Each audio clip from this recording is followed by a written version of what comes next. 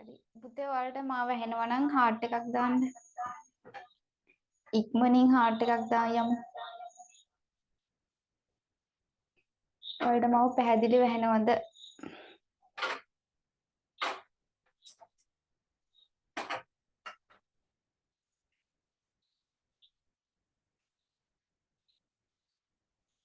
ඉක්මනින් දාන්න heart එකක් ඔයාලට මාව පැහැදිලිව ඇහෙනවනම්.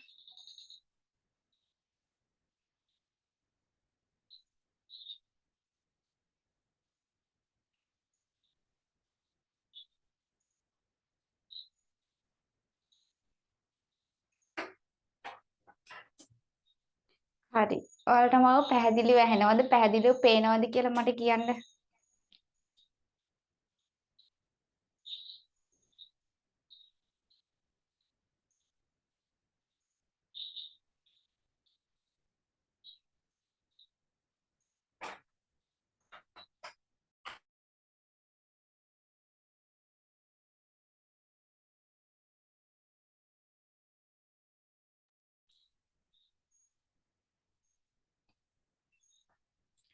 හරි.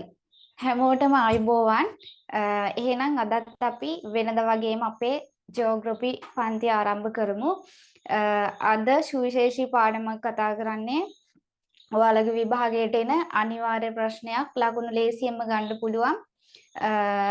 ගොඩාක් ළමයිට අමාරුයි කියලා හිතන ඒ වගේම වරදින පාඩමක්. ඉතින් හොඳට අවධානයෙන් අහගෙන ඉන්න.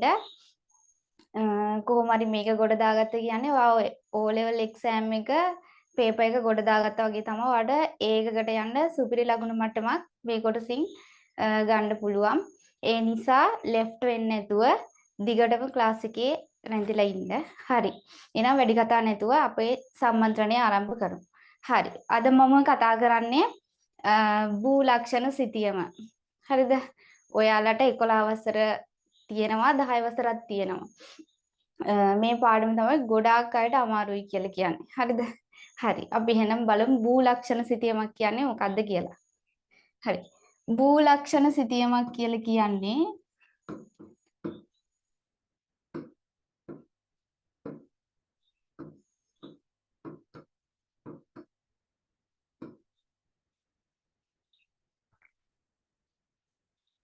හරි. භූ ලක්ෂණ සිතියම. එහෙමත් නැත්නම් මෙට්‍රික් සිතියම කියලා මෙන්න මේකට කියනවා. භූ ලක්ෂණ සිතියම නැත්නම් මෙට්‍රික් සිතියම කියලා කියනවා. නැත්නම් 1/50000 සිතියම කියලාත් කියනවා. හරිද? මෙන්න මේ භූ ලක්ෂණ සිතියම. භූ ලක්ෂණ. භූදන ලක්ෂණ කියලා තමයි හැදිලා තියෙන්නේ. හරිද? එතකොට භූමියේ ලක්ෂණ පිළිබඳව භූමියේ ලක්ෂණ පිළිබඳව කතා කරන දේට නැත්තම් කතා කරන දේවල් වලට තමයි භූ ලක්ෂණ සිතියම කියලා කියන්නේ. හරිද? මෙන්න මේ භූ ලක්ෂණ සිතියම කතා කරනකොට ප්‍රධාන කොටස් දෙකක් යටතේ කතා කරනවා. ඒක තමයි මිනිසා විසින් නිර්මාණය කරපු දේවල් හා මිනිසාගේ මැදිහත් වීමකින් තොරව නිර්මාණය කරන දේවල් ගැන. හරිද? එහෙමත් නැත්නම් ස්වභාවිකව හැදිච්ච දේවල්. ඒවට අපි කියනවා භෞතික ලක්ෂණ කියලා. හරිද? භෞතික ලක්ෂණ කියලා කියනවා. අනිත් එක තමයි මිනිසාගේ මැදිහත් වීමකින් යුතුව කරන ඒවට කියනවා සංස්කෘතික ලක්ෂණ කියලා.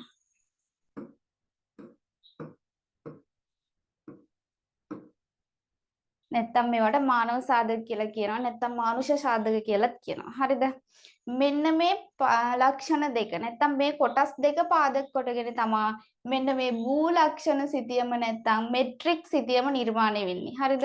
අපි බලමු ඉස්සෙල්ලාම සිතියමක් කියන්නේ මොකක්ද කියලා. හරිද? සිතියමක් කියලා කියන්නේ චිත්‍රයක්. චිත්‍රයක් නැත්තම් සිතුවමක්. හරිද? අපිට සිතියමක් කියලා කියන්නේ චිත්‍රයක්. අපි දැන් අඳින චිත්‍රයක්.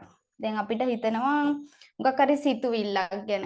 එහෙමත් නැත්නම් මොනවා හරි පරිසරයේ දෙයක් ගැන. අපිට චිත්‍රයට නගන්න. ඒ වගේම තමයි මෙන්න මේ සිතියමත් හරියට චිත්‍රයක් වගේ. හරිද? චිත්‍රයක් අඳින්නත් අපිට මූලික මොනවා හරි දේවල් ඕනේ අපිට. එක්කෝ පැන්සලක් නැත්තම් පරිසරයේ තියෙන ගස්තැල් ගැන මොනවා හරි අඳින්න නම් අපිට මූලිකාංග ඕනේ. හරිද?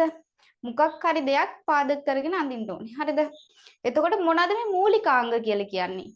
මූලිකාංග, මූලික ධන අංග, මූලිකාංග කියලා කියනවා. හරිද? මූලිකාංග ඕනේ අපිට සිතියමක් නිර්මාණය වෙන්න නම්. හරිද? එතකොට මොන මූලිකාංගද ඕනේ? අපිට සූචකයක් ඕනේ. හරිද? ඊට පස්සේ දිශාවක් ඕනේ. හරිද? ඊට පස්සේ සංඥා සංකේත අක්ෂර මේ යන මූලිකාංග ඇතුළත් කරගනිමින් තමයි මේ සිතියමක් නිර්මාණය වෙන්නේ. හරිද? මූලිකාංග සූචියක් ඕනේ. නැත්නම් සූචය හේවත් යතුර ඊට පස්සේ ඒකට යොමුව කියලා කියනවා.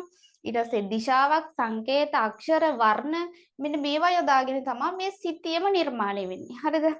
එතකොට ඔයාලට සිතියමක් කියලා නිර්වචනය කරගන්න පුළුවන් දැන් අක්ෂර ඊට පස්සේ දිශාවක් සංකේත ඊට පස්සේ විශේෂම නාමක් මෙන්න මේවා මූලික කරගෙන නිර්මාණය වෙන දේ තමයි සිතියමක් කියලා කියන්නේ. සරලව. හරිද? එහෙමත් නැත්නම් මේ පෘථුවියේ දක්නට ලැබෙන නැත්නම් මේ පෘථුවියේ දිස්සෙන සම්මත චිත්‍රය. හරිද? මේ පෘථිවි තලයේ දිස්සෙන සම්මත චිත්‍රය සිතියමක් කියලා කියනවා. හරිද? නැත්නම් සංඛ්‍යා රේඛා අක්ෂරය දාගනිමින් දීර්ඝ සටහනක් මුද්‍රිත ආකාරයෙන් දැක්වීම සිතියමක් කියලා කියනවා. හරිද? හරි. අපි දැන් සිතියමක් කියන්නේ මොකක්ද කියලා ඉගෙන ගත්තා. සිතියමක් කියන දේ ඉගෙන ගත්තා. හරිද?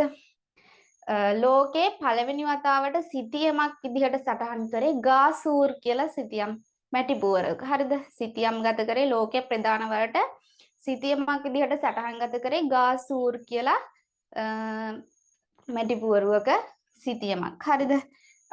ආර්විස් රේස් ආර්විස් කියලා කෙනෙක්. හරිද?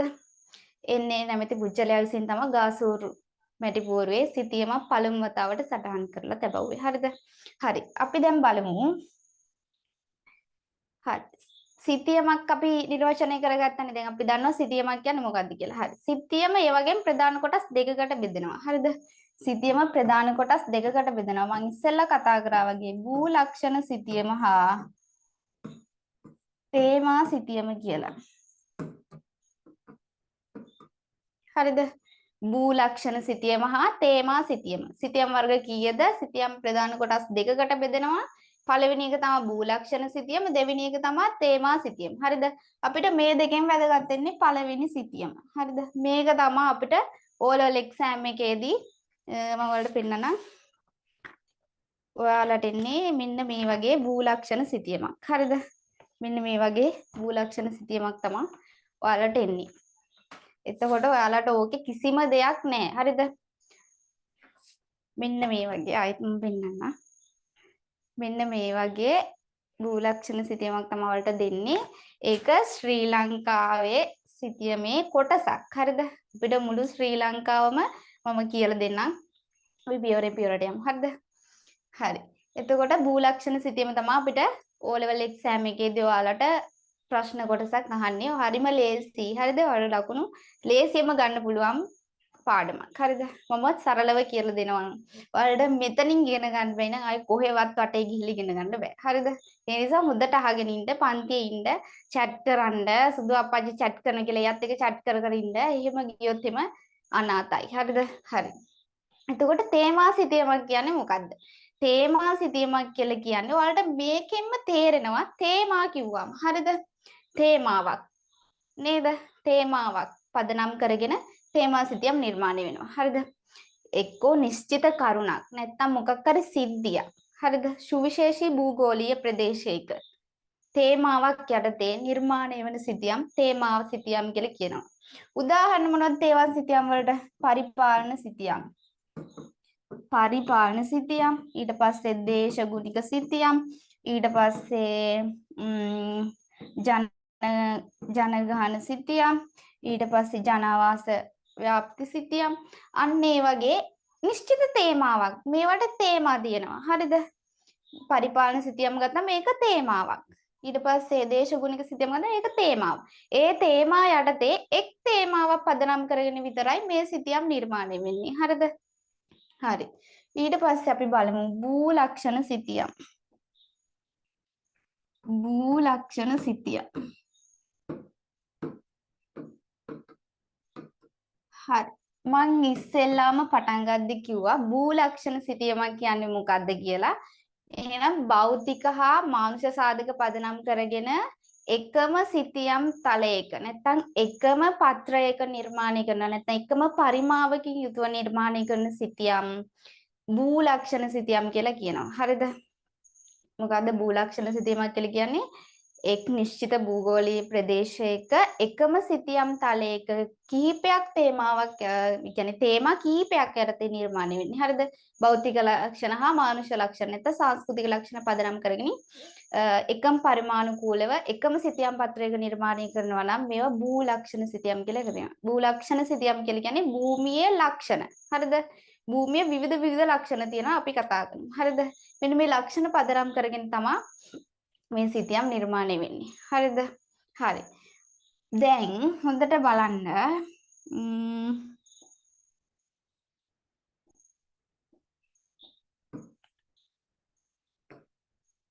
මෙන්න මේ භූ ලක්ෂණ සිතියම ඉන්දියාවත් එක්ක තියෙනවා අමුතු ඇටයක්.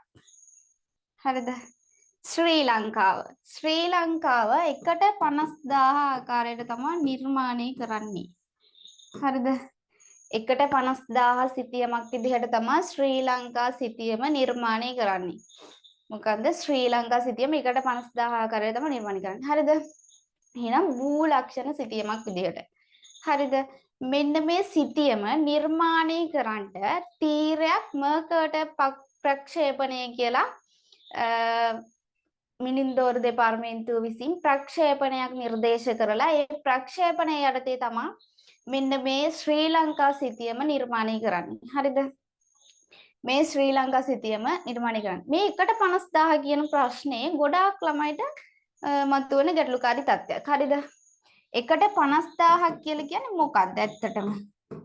එකට 50000ක් කියලා කියන්නේ ඒකක හොඳට මතක් කරගන්න මෙතනින් විභාගයේ අනිවාර්යෙන් MCQ ප්‍රශ්නයක් අහනවා. හරිද?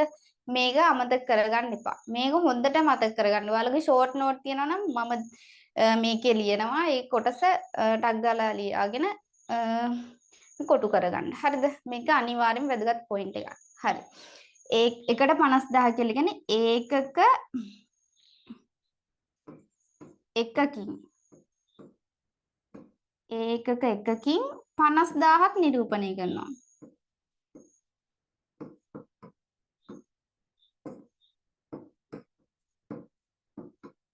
ඒකක එකකින් 50000ක් නිරූපණය කරනවා. මම ආයෙ ලියන්න. එකට 50000 කියලා කියන්නේ ඒකක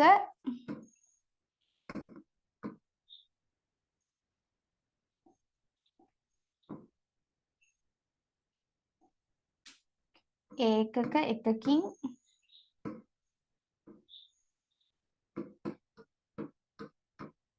50000ක්. හරිද? දැන් මේක ඒකක එකකින් 50000ක් කියලා කියනවනේ. මොකද්ද මේ ඒකක එකකින්? ඒ වුණාට එන්න ඕනේ දැන්. හරි. කිලෝමීටර් එකක්. හරිද? ඒකක එකකින් කියලා කියන්නේ කිලෝමීටර් එකකින් 50000ක් නිරූපණය කරනවා. හරිද? කිලෝමීටර් එකකින් 50000ක් නිරූපණය කරනවා. එතකොට භූ ලක්ෂණ සිතියමක. හරිද? මේ ශ්‍රී ලංකා සිතියම නිරූපණය කරනකොට කිලෝමීටර් එකක් සිතියම් පත්‍රයේදී කියලා තියෙනවා වලට සෙන්ටිමීටර් කිලෝමීටර් එකකින් සෙන්ටිමීටර් දෙකක් සිතියම් පත්‍රයේ සැබෑ භූමිය නිරූපණය කරනවා කියලා. හරිද? සිතියම් පත්‍රයේ කිලෝමීටර් එකක් සැබෑ භූමිය සෙන්ටිමීටර් දෙකක් නිරූපණය කරනවා. හරිද? ඔයාලට දැන් ප්‍රශ්නයක් මතුවෙන්න පුළුවන්. කිලෝමීටර් එකකින් සැබෑ භූමිය නිරූපණය කරනවා නම් සෙන්ටිමීටර් දෙකක් ඔයාලට හිතෙන්න පුළුවන් එහෙනම් කිලෝමීටර් එකට 50000 නෙමෙයි එකට 2 ලක්ෂ වගේ එහෙම හිතෙන්න පුළුවන්. හරිද? දැන් ඇයි සෙන්ටිමීටර් දෙකක් නේ නියෝජනය කරනවා කියන්නේ කිලෝමීටර් එකකින්. ඉතින් කොහොමද 50000ක් නියෝජනය වුනේ කියලා ඔයාලට හිතෙන්න පුළුවන්. හරිද? ඔයාලට විතරක් නෙමෙයි ඕනම කෙනෙක්ට එහෙම ප්‍රශ්නයක් ඇති වෙන්න පුළුවන්. හරිද? අපි මේ ගැටලු निराකරණය කරගමු. හරිද? හරි. අපි බලමු කොහොමද මේ 1/50000 කියන එක කියන්නේ හැදුනේ කියලා. හරිද? මෙන්න මෙතන හොඳට බලාගන්න ප්‍රශ්නයක් අහන්න. 1/50000 කිලෝමීටර් එකක් නිරූපණය කරන නැත්නම් කිලෝ ඒකක එකකින් 50000ක් නිරූපණය කරනවා කියවනේ මම. හරි. ඒකකේ. හරි. එතකොට කිලෝමීටර් එකකින් සෙන්ටිමීටර් දෙකක් නිරූපණය කරනවා නම් කිලෝමීටර භාගයක්. හරිද? කිලෝමීටර භාගයක් කිලෝමීටර එකකින් සෙන්ටිමීටර දෙකක් නිරූපණය කරනවා නම් කිලෝමීටර භාගයකින් සෙන්ටිමීටර කීයද? 1යිනේ. සෙන්ටිමීටර 1යි නිරූපණය කරන්නේ භාගයකින් කිලෝමීටර. හරිද? නැත්තම් 0.5යිනේ. නේද?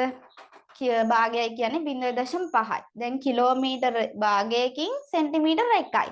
හරිද? 1යි නිරූපණය කරන්නේ. එතකොට දැන් මේ 0.5යි නැත්තම් භාගයක් කියන්නේ මීටර කීයද? භාගයක් කියන්නේ මීටර 500යිනේ. එතකොට සෙන්ටිමීටර එකක්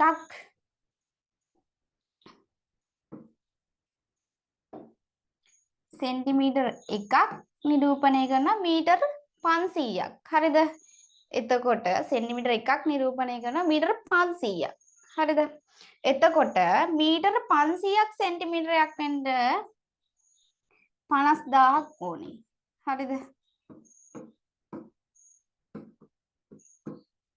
ඔන්න ඔය විදිහට තමයි 1/50000 නිර්මාණය වෙලා තියෙන්නේ. හරිද? එතකොට 1/50000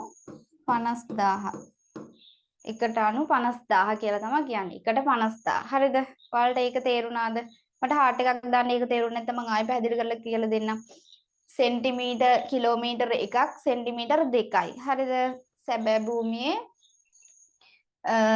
භූමියේ නැත්නම් සිතියම් පත්‍රයේ ශ්‍රී ලංකා සිතියමේ 1/50000 සිතියමේ කිලෝමීටර් එකක් සැබෑ භූමිය සෙන්ටිමීටර් 2ක් නිරූපණය කරනවා. හරිද?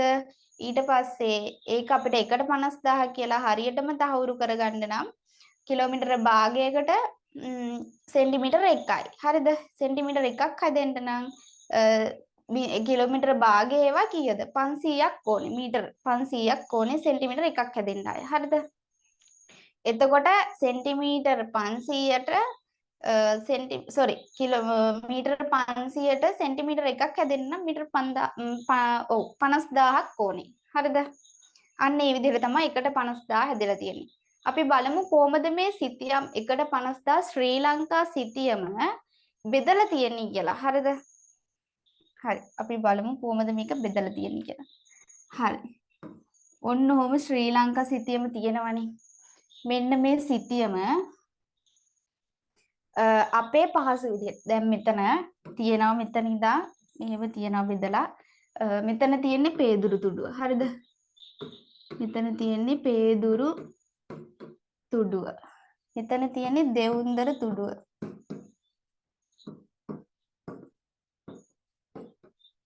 මෙතන තියෙන්නේ දෙවුන්දර තුඩුව. මෙතන සංගමං කන්ද.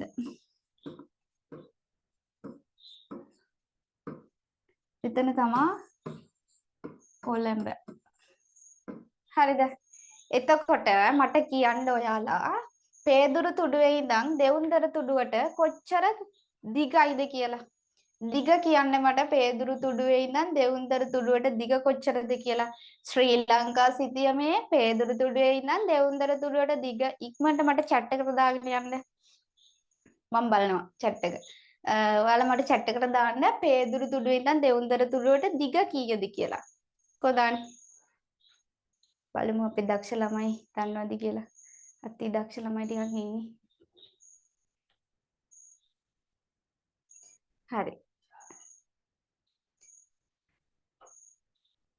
ඒ වගේම පුතේ ඔයාලා කුහක නැතුව ඔයාලගේ යාළුවන්ට ෂෙයා කරන්න.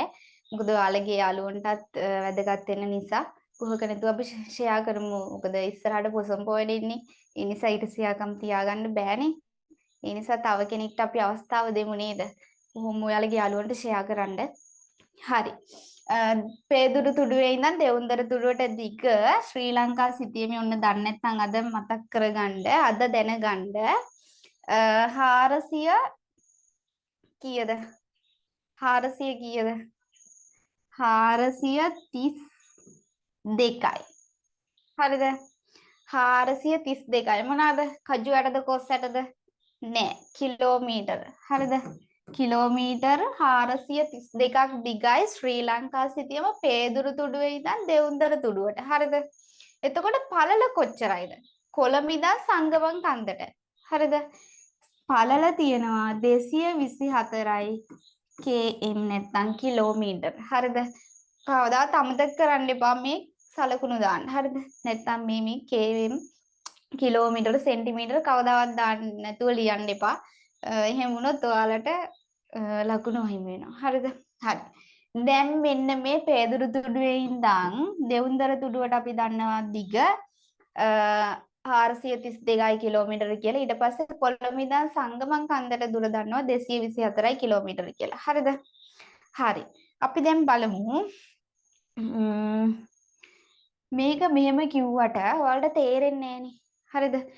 දැන් බලමු මෙන්න මේ ඔයාලා සිතියමක් වලට දුන්නම උඩින්ම ලියා ගන්න 1.50000 සිතියම කියලා. ඊට පස්සේ 1 කිලෝමීටර් නිරූපණය කරනවා සෙන්ටිමීටර 2ක් කියලා. හරිද? මේක ලියලා කොටු කරලා අනිවාර්යෙන් තියාගන්න. මේක අමතක වුණොත් මේක මුළු පාඩම වර්ධිනවා. හරිද? හරි. ඊට පස්සේ දැන් බලමු කිලෝමීටර් 1ක් නිරූපණය කරනවා කිව්වා සෙන්ටිමීටර 2ක්. හරි. අපි දැන් බලමු ශ්‍රී ලංකා සිතියමේ සැබෑ දිග. හරිද? සැබෑ දිග බලමු අපි. මෙන්න මෙහෙම තමයි සිතියම පත්‍රයේ තියෙන්නේ. හරිද? මෙන්න මේ සිතියම් පත්‍රයේ දිග ඇවිල්ලා 432යිලු කිලෝමීටර. හරිද? දැන් පළල 224යිලු. හරිද? දැන් කියනවා කිලෝමීටර් 1ක් සෙන්ටිමීටර 2යි කියලා. හරිද? එතකොට අපිට දීලා තියෙන්නේ දිගයි පළලයි කිලෝමීටර වලින්. හරිද? එතකොට අපි සෙන්ටිමීටර කරගෙන මෙයාගේ සැබෑ දිග බලන්න ඕනේ දිග පළල. හරිද? එතකොට මෙන්න මේ 432 වැඩි වෙනවා දෙකෙන්. මෙන්න මේ 224ත් වැඩි වෙනවා දෙකෙන්. හරිද? මෙන්න මේ 432ත් වැඩි කරනවා දෙකෙන් 224ත් වැඩි කරනවා දෙකෙන්. දිග පළල වැඩි කරනවා සෙන්ටිමීටර දෙකෙන්. හරිද? අපි බලමු කීයක් එනවද කියලා. හරි. දිග එනවා 464ක්. දෙකෙන් වැඩි කරාම දෙවරක් 2 4යි, දෙවරක් 3 6යි, දෙවරක් 4 8යි.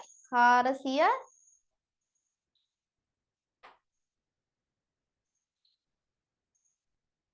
sorry 864යි. හරිද?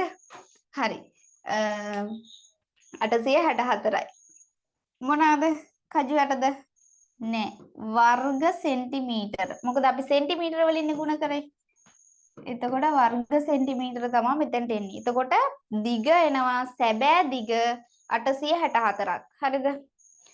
ඊට පස්සේ 224ත් වැඩි කරාම 448ක් එනවා වර්ග සෙන්ටිමීටර. එතකොට බලන්න මේ ශ්‍රී ලංකා සිතියම සැබෑ දිග. එතකොට සැබෑ දිග තියෙන්නේ වර්ග සෙන්ටිමීටර 864යි පළල තියෙන්නේ 448යි වර්ග සෙන්ටිමීටර. හරිද? මෙන්න මේ සිතියම් පත්‍රය දැන් ඔයාලට විභාගයේදී දුන්නොත් ඔයාලට දෙනවා දැන් මෙන්න මේ සිතියම සැබෑ දිග හොයලා ඒක ඇඳලා දක්වන්න කියලා. හරිද? එතකොට ඔයාලට ඕනේ මීටර වලින් ගත්තොත් 8.6යි 4යි 4.48යි මීටර. හරිද? හරි. එතකොට දැන් මීටර වලින් ගත්තොත් ඔයාලට අනිවාර්යෙන් දිග 9ක් හරිද? පළල 5ක් වෙන්න ඕනේ. එතකොට ඔයාලට තඩි කොලයක් තමයි හම්බෙන්නේ. හත් දෙයියනේ මේ තඩි කොලේ ඩෙස් එකවත් උඩ තියන්න බෑ. ඒ තරම්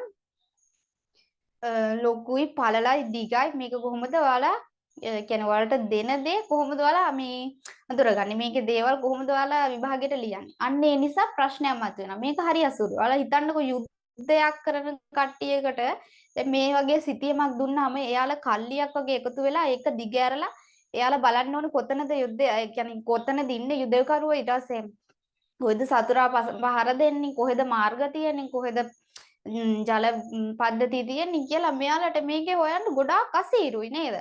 මෙච්චර ලොකු සිතියමක ඇත්තම කිව්වොත් තොරතුරු හොයන්න අසීරුයිනේ.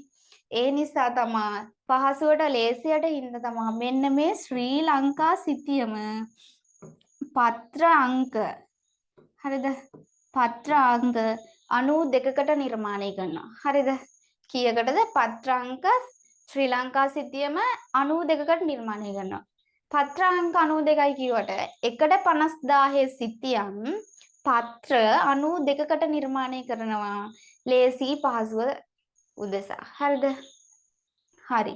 අපි බලමු මේක කොහොමද මේකේ බෙදලා වෙන් කරලා තියෙන්නේ කියලා. හරිද? හරි. එතකොට බලන්න මෙන්න මෙහෙම ශ්‍රී ලංකා සිතියම තිබ්බහම මට ශ්‍රී ලංකා සිතියම අඳින්න බෑ කැතයි මට චිත්‍ර අඳින්න බෑ. හරි. ඔයාලා එච්චර හිතන්න එපා. හරි. මෙන්න මේ සිතියම මෙන්න මෙහෙම කොටස් 92කට බෙදෙනවා. හරිද? මෙන්න මෙහෙම කොටස් 92කට බෙදෙනවා. 10යි 20යි 40යි 90යි 92යි එහෙම කියලා බෙදලා එහෙමනේ 1 2 එහෙම තමයි බෙදෙන්නේ. හරිද? ඔබ ලේසියට එහෙම කිව්වේ. හරි. මෙන්න මෙතන තමයි පළවෙනි එක තියෙන්නේ. හරිද? පළවෙනි පත්‍රයේ තියෙන්නේ මෙන්න මෙතන. ඊට පස්සේ මෙන්න මෙතන තමයි 92 වෙනි පත්‍රයේ තියෙන්නේ. හොඳට මතක තියාගන්න. මෙන්න මෙතන තමයි 66 වෙනි පත්‍රයේ තියෙන්නේ. හරිද?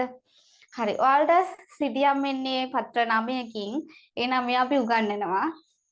ඒ නිසා දිගටම අපි පන්තියත් එක්ක ඇඳලා ඉන්න. අපි පන්තියේදී සාකච්ඡා කරනවා මෙන්න ඔයාලට එන සිතියම් 9. ඒ එතනින් එහාට එතනින් කියන්නේ ඒකෙන් පිට යහන්නේ නැහැ කවදාවත් සිතියමක්. හරිද? හරි. දැන් මෙන්න මෙතන මණිපේ. හරිද? මණිපේ සිතියම මෙතන තංගල්ල සිතියම 92 තමයි තංගල්ල සිතියම. මෙතන තමයි කොළඹ. හරිද? හරි.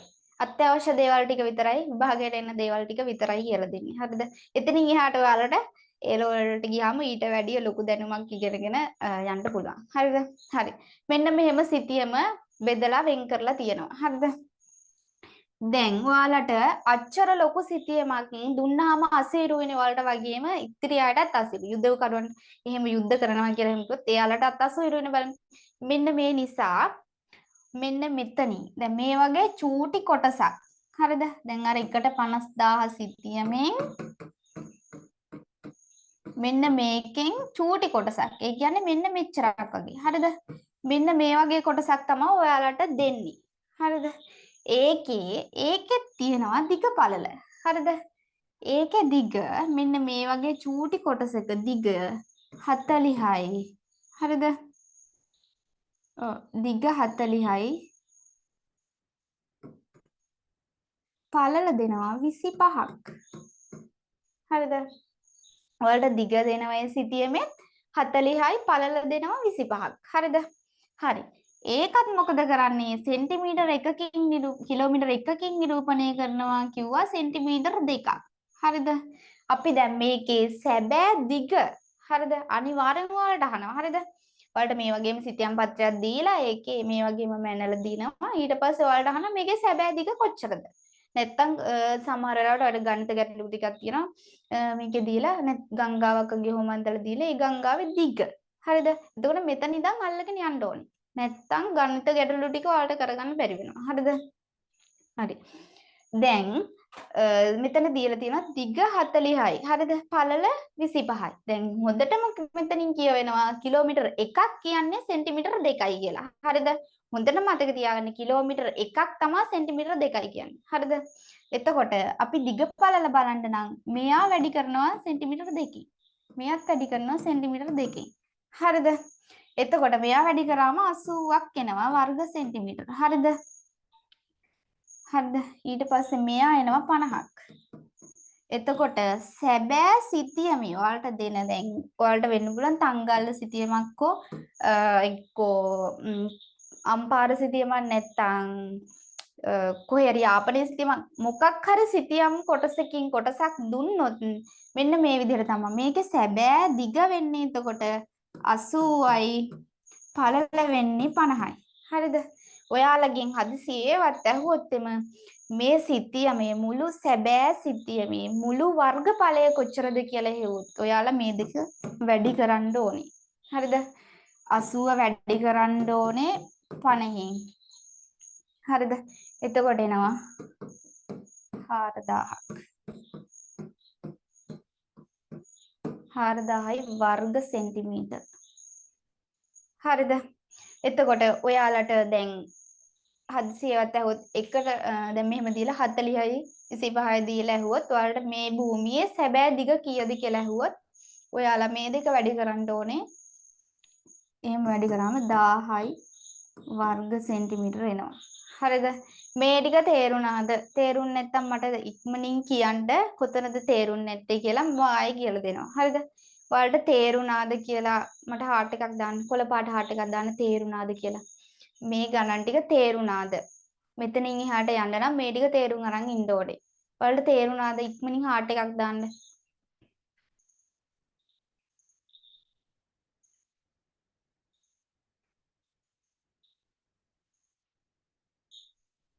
හරි. කට්ටියට තේරලා තියෙනවා. good. හරි. දක්ෂ ළමයි ටිකක් ඉන්නේ. හරි. එතකොට මෙන්න මේ සිතියම ඔන්න ඔය විදිහට වර්ගඵලය ඊට පස්සේ පළල දිග පළල අපිට මැනගන්න පුළුවන්. හරිද? දැන් මට කියන්න භූලක්ෂණ සිතියමක් කියන්නේ දැන් ඔයාලට අහගෙන ඉඳලා නිර්වචනය කරන්න පුළුවන්. හරිද? භූලක්ෂණ සිතියමක් කියන්නේ භෞතික ලක්ෂණ සංස්කෘතික ලක්ෂණ එකම සිතියම් පත්‍රයක නිර්මාණය කිරීම භූලක්ෂණ සිතියමක් කියලා කියනවා. එතකොට සිතියම් ප්‍රධාන කොටස් දෙකයි භූලක්ෂණ සිතියම හා තේමා සිතියම. හරිද? එතකොට ශ්‍රී ලංකා සිතියම නිර්මාණය කරලා තියෙන 1.50000ට අනුව එතකොට 1.50000 සිතියමට අනුව දිග වෙනවා සෙන්ටිමීටර පේදුරු තුඩුවේ ඉඳන් දෙවුන්දර තුඩුවට 432ක් කිලෝමීටර. ඊට පස්සේ පළල වෙනවා 224ක් කොළඹ ඉඳන් සංගමන් කන්දට. හරිද? එතකොට මේ දෙකේ සැබෑ දිග හොයන්න නම් මේවා සෙන්ටිමීටර දෙකකින් වැඩි කරන්න ඕන. හරිද? ඊට පස්සේ එනවා 864ක් දිග එනවා. ඊට පස්සේ පළල එනවා 448ක් වර්ග සෙන්ටිමීටර වලින්. හරිද? එතකොට මෙන්න මේක අපහසු වින්දා මේක අපිට ඇත්තම කිව්වොත් බලා ගන්න අපහසු වින්දා සිතියම් පත්‍ර 92කට මිනුම් දොර දෙපාර්තමේන්තුව විසින් නිර්මාණය කරනවා සිතියම් පත්‍ර 92කට මිනිසුන්ගේ පහසුව හින්දා. නැත්තම් ප්‍රායෝගික භූගෝල විද්‍යාවේ භාවිත කරන්න පහසුව හින්දා. හරිද? හරි.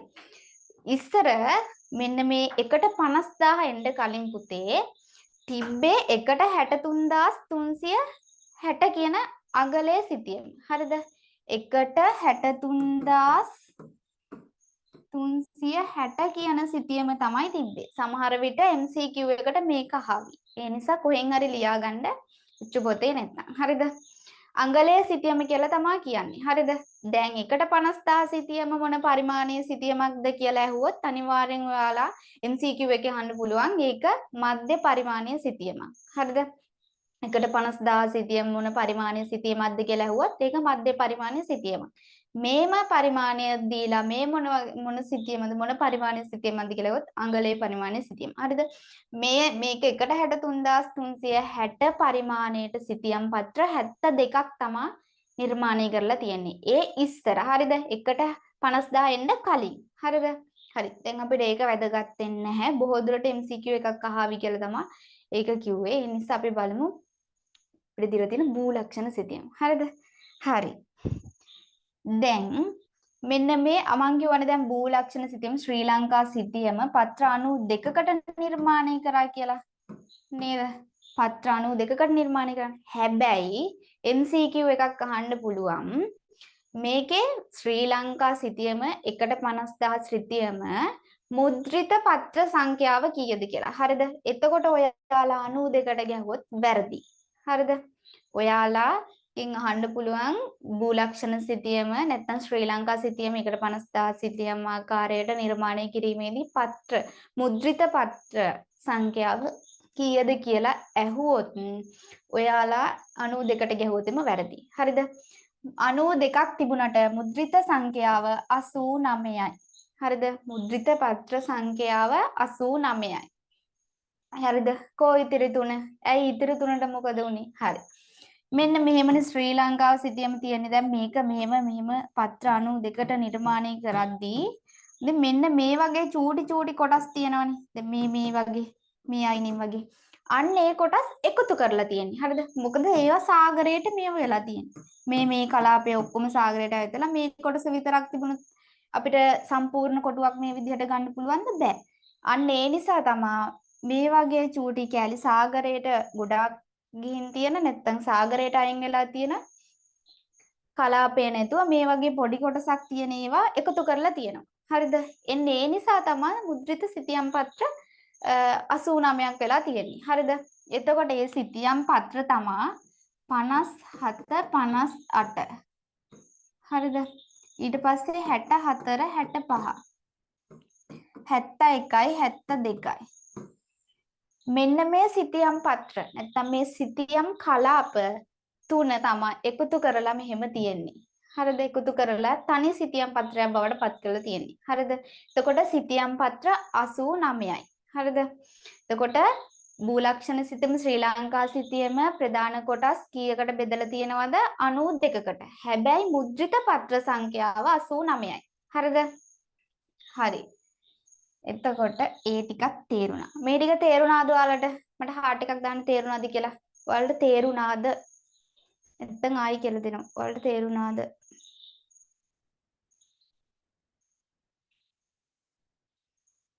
හරි. අපි බලමු එහෙනම් ඊගව කොටසට යමු. හරි. අපි දැන් තමයි වැදගත්ම තැනට එන්නේ. හරිද?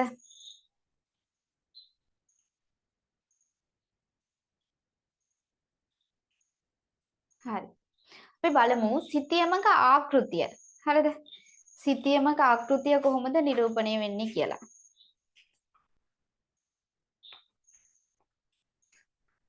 හරි. අපි බලමු සිතියමක ආකෘතිය.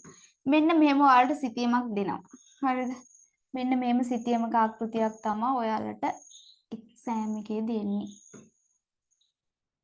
හරිද? මෙහෙම. දිග 80යි පළල 50යි. හරිද? ඔයාලට සිතියම් ආකෘතියක් විදිහට එන්නේ මෙන්න මෙහෙම. හරිද? ඒකේ තියෙනවා සිතියම් ආකෘතියේදී ප්‍රධාන කොටස් දෙකකට සිතියම් ආකෘතිය බෙදෙනවා. හරිද? ඒ තමයි පර්යන්ත තොරතුරු හා මුහුණත තොරතුරු කියලා. හරිද? සිතියම් ආකෘතියේදී තොරතුරු කොටස් දෙකකට බෙදෙනවා.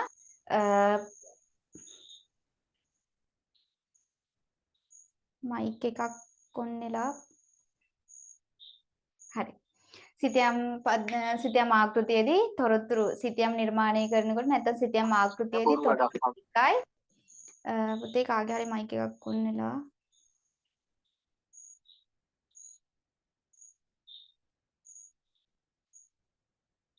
හරි.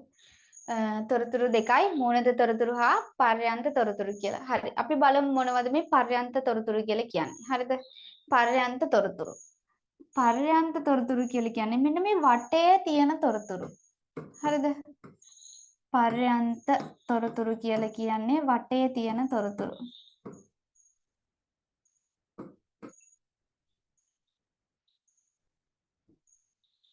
පර්යන්ත තොරතුරු කියලා කියන්නේ මේ වටේ තියෙන තොරතුරු. මෙන්න මේ වටේ තියෙන තොරතුරු.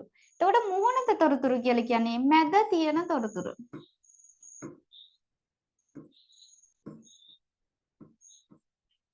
මුහුණත තොරතුරු කියලා කියන්නේ මේ වටේ තියෙන තොරතුරු. හරිද? එතකොට පර්යන්ත තොරතුරු කියන්නේ මොනවද කියලා ඔයාලා දන්නවා? වටේ තියෙන තොරතුරු. මුහුණත තොරතුරු කියලා කියන්නේ මැද තියෙන තොරතුරු. හරිද? හරි. අපි බලමු මේ වටේ තියෙන නැත්තම් පර්යන්ත තොරතුරු මොනවාද කියලා. හරිද? හරි. පර්යන්ත තොරතුරු කියලා කියන්නේ මෙන්න මේ වටේ. නැත්තම් මෙතන, ඊපස්සේ මෙතන, මෙන්න මෙතන මේ කොටස් වලට අයත් තොරතුරු තමයි. පර්යන්ත තොරතුරු වලට ඇතුළු වෙන්නේ. එතකොට මෙන්න මෙතන ඉහළ වට තීරුව කියලා කියනවා. ඉහළ වට තීරුව කියලා කියනවා. මෙතනට කියනවා පහළ වට තීරුව කියලා. ඉහළ වටය තීරුවට කියනවා මෙතන ඉහළින් තියෙන වට තීරුවට කියනවා ඉහළ වට තීරුව. මෙතන පහළින් තියෙන වට තීරුවට කියනවා පහළ වට තීරුව කියලා. හරිද? හොඳට මතක තියාගන්න සිතියම් ආකෘතිය නිර්මාණය කිරීමේදී ඉහළ වට තීරුවේ ප්‍රධාන කොටස් 3ක් වලට අනිවාර්යයෙන්ම අධ්‍යයනය කරන්න සිද්ධ වෙනවා. හරිද? ඉහළ වට තීරුවේදී ආකෘතිය නිර්මාණය කරනකොට ප්‍රධාන මාතෘකා නැත්නම් කොටස් 3ක් අවධානය යොමු කරන්න තියෙනවා. ඒ කොටස් 3 තමයි අංක 1 පත්‍ර අංකය. හරිද? පත්‍ර අංකය. ඊට පස්සේ අංක 2 තමයි සිතියම් නම. සිතියමේ නම. ඊට පස්සේ අංක 3 තමයි සිතියම් වර්ගය.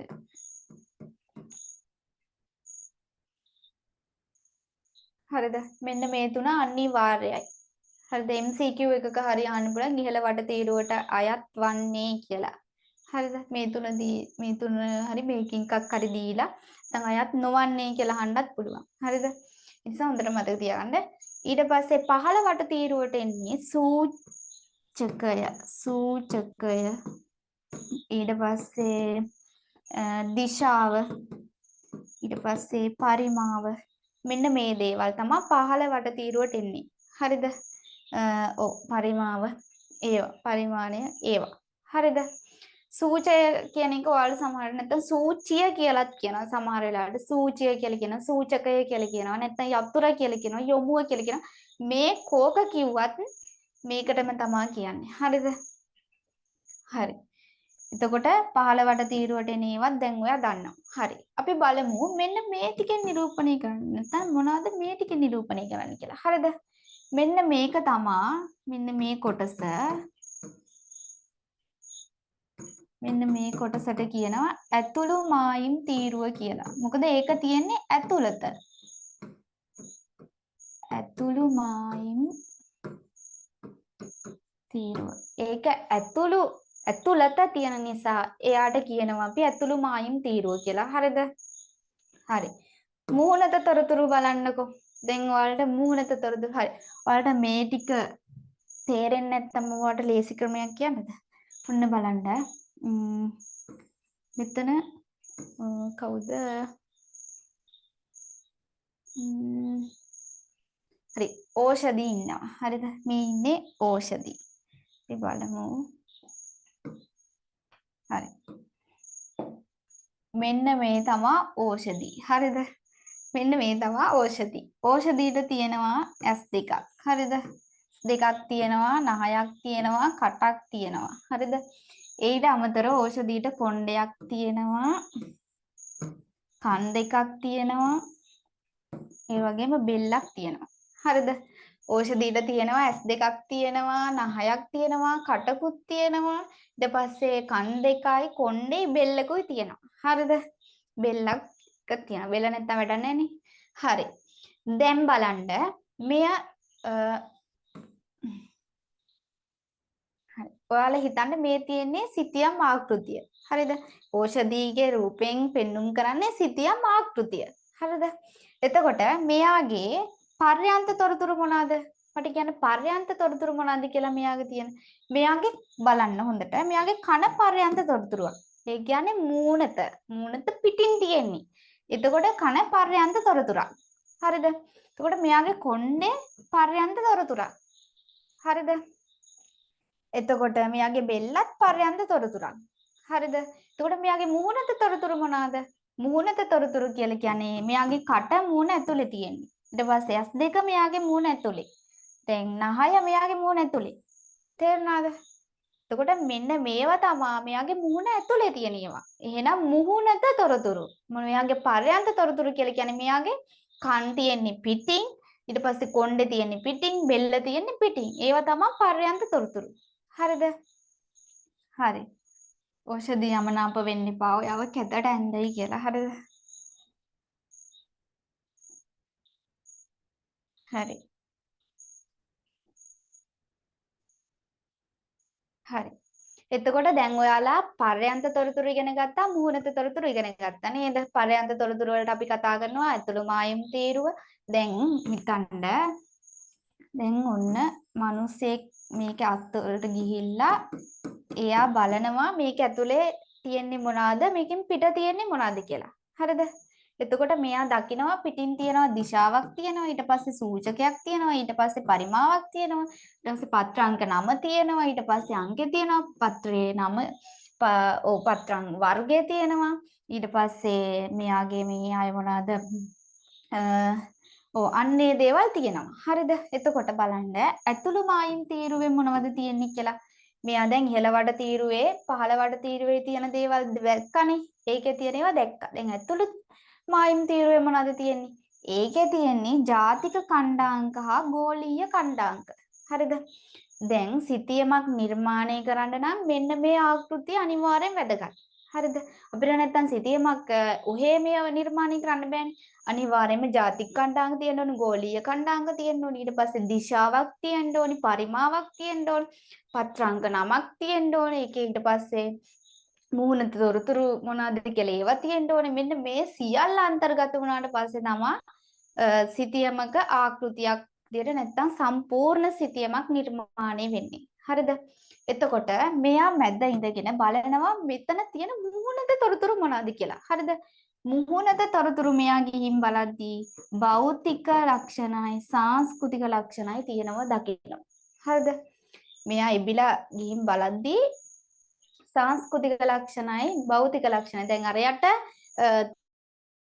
තිබුණා නහය තිබුණා කට තිබුණා ඊට පස්සේ මොනවද ඇස් තිබුණා මේ දේවල් එයාගේ මුහුණේ තිබුණේ. එතකොට සිතියම් ආකෘතියෙත් මුහුණත තියෙනවා සංස්කෘතික ලක්ෂණයි භෞතික ලක්ෂණයි. හරිද? මෙන්න මේ සංස්කෘතික ලක්ෂණයි භෞතික ලක්ෂණයි තියෙනවා නම් ඔයාලට භූ ලක්ෂණ සිතියමක් නිර්වචනය කරන්න පුළුවන්. හරිද? මෙන්න මේ ටික දන්නවා නම් ඔයාලට භූ ලක්ෂණ සිතියමක් නිර්වචනය කරන්න පුළුවන්. හැබැයි කටපාඩම් කරලාද නැහැ. අහගෙන ඉඳලා. හරිද? හරි. අපි බලමු දැන් මේ සංස්කෘතික ලක්ෂණයි භෞතික ලක්ෂණයි කියන්නේ මොනවද කියලා. හරිද? හරි.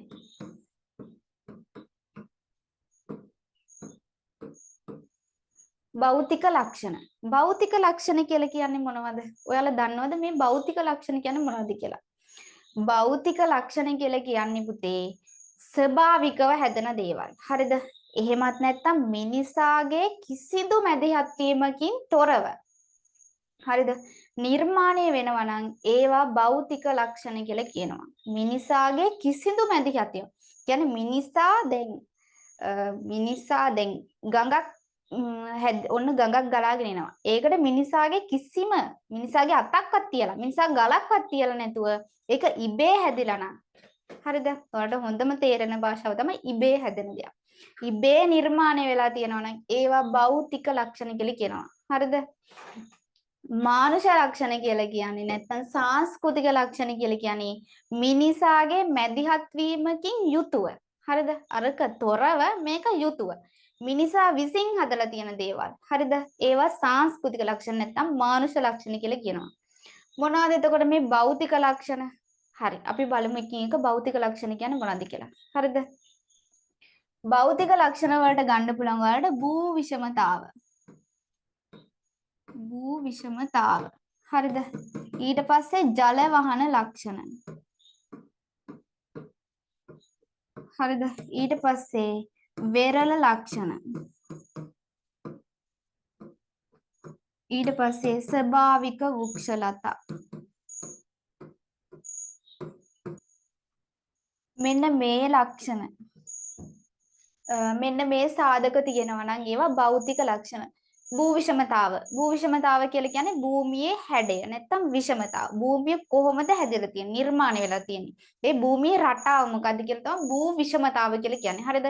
දැන් නුවරඑළිය පැත්තේ නම් කඳුකර භූ විෂමතාවනේ තියෙන්නේ. රැලි කඳුකර භූ විෂමතාව. දැන් අම්පාර ඊට පස්සේ ඊට පස්සේ අනේ අම්පාර පැති වල ගත්තොත් ඒ පැත්තේ තියෙන තැනිතලා භූ විෂමතාවක්. හරිද? අන්න ඒ වගේ තමයි ඔයාලට දැන් සිතියම ගත. දැන් ඔයාලට මේම සිතියමක් හම්බෙනවා. මං ඉස්සෙල්ලා පෙන්නුවා. මෙන්න මේ වගේ සිතියමක් හම්බුනාම මේකේ ඔයාලට තියෙන සමෝච්ච රේඛා විහිදීමක්. හරිද? ඔයාලට දීලා තියෙන්නේ සමෝච්ච රේඛාවම විහිදිච්ච කොහොම ගියපු තැනක් එක්ක මෙතන තැනිතලාව පෙන්වන කොහොම ඒ වගේ මෙන්න මේ වගේ සිතීමක්. නැතුව ඔයාලට එතනින් දීලා කියන්නේ මෙතන තියෙන්නේ කඳුකර භූෂමතාවක්. නැත්තම් මෙතන තියෙන්නේ තනිතලා භූෂමතාවක්. නැත්තම් මෙතන තියෙන්නේ රැලි තැන්නක්. එහෙම කියලා ඔයාලට මේකේ දෙන්නේ නැහැ. ඔයාලගෙන් අහනවා මෙන්න මෙහෙම සමෝච්ච රේඛා හැඩය දීලා. නැත්තම් මෙහෙම තනිතලා ලක්ෂණයක් දීලා.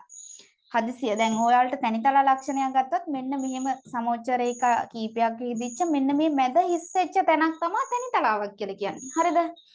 මෙන්න මෙහෙම සමෝච්ච රේඛා දෙකක් තුනක් දීලා මැද හිස්ස තියෙනවනම් ඒක තනිතලාවක්.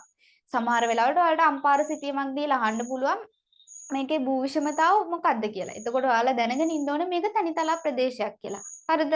තනිතලා භූවිෂමතාවක් තියෙන කියලා. දැන් හදිසියවත් නුවර එළිය නුවර පැත්තේ ඔයාලට දුන්නොත් ඒක ඔයාලා දැනගෙන ඉන්න ඕනේ මොකද්ද? කඳුකර භූවිෂමතාවක්. මොකද සමෝච්ච රේඛා වැඩි දෙන් තියෙනවා නම් ඒ සිතියම් ගතව ඒක කඳුකර භූවිෂමතාවක්. හරිද? හරි. අන්න ඒ වගේ ඔයාලගේ ලක්ෂණ තමා දෙන්නේ. හරිද?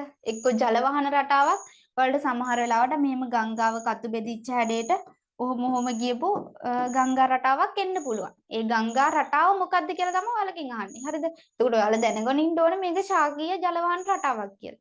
හදිසියෙවත් ඔයාලට මේක මේ වගේ විදිච්ච ජාලාකාර හැඩයකින් යුතුව විදිච්ච ජල වහන රටාවක් දෙන්න පුළුවන්. එතකොට ඔයාලා දැනගෙන ඉන්න ඕනේ මේක ජාලාකාර ජලවාන රටාවක් කියලා. අන්න ඒ වගේ ජලවාන රටා හතරක් තියෙනවා. අපි ඔය ඉස්සරහට හිමීට කතා කරමු. හරිද? හරි.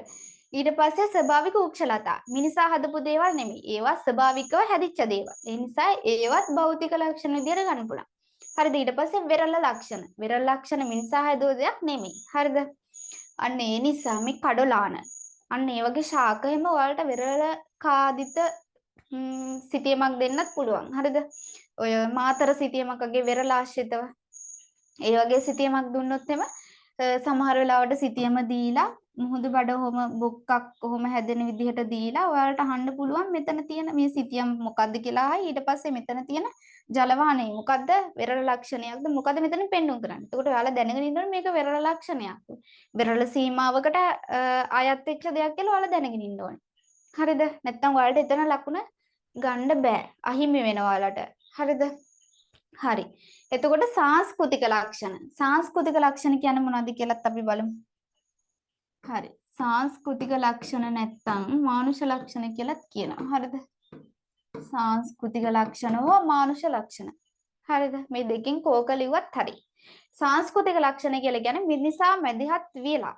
නැත්තම් මිනිසා හදලා.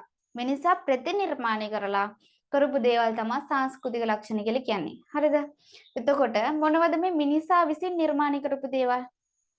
පන්සල්, පල්ලි, ඊට පස්සේ රෝහල්, ඊට පස්සේ තැපැල් කාර්යාල, ඊට පස්සේ මාර්ග පද්ධතිය, පරිපාලන පද්ධතිය, ඊට පස්සේ මේ ප්‍රාදේශීය සභාව, ග්‍රාම නිලධාරී, මෙන්න මේ ඊට පස්සේ වගා බිම් මෙන්න මේ සියල්ල මිනිසා විසින් නිර්මාණය කරපු දේවල්නේ. එතකොට භෞතික සාධක වලට වඩා වැඩිපුරම වැඩි ප්‍රමාණයක් තියෙන්නේ සංස්කෘතික සාධක. හරිද?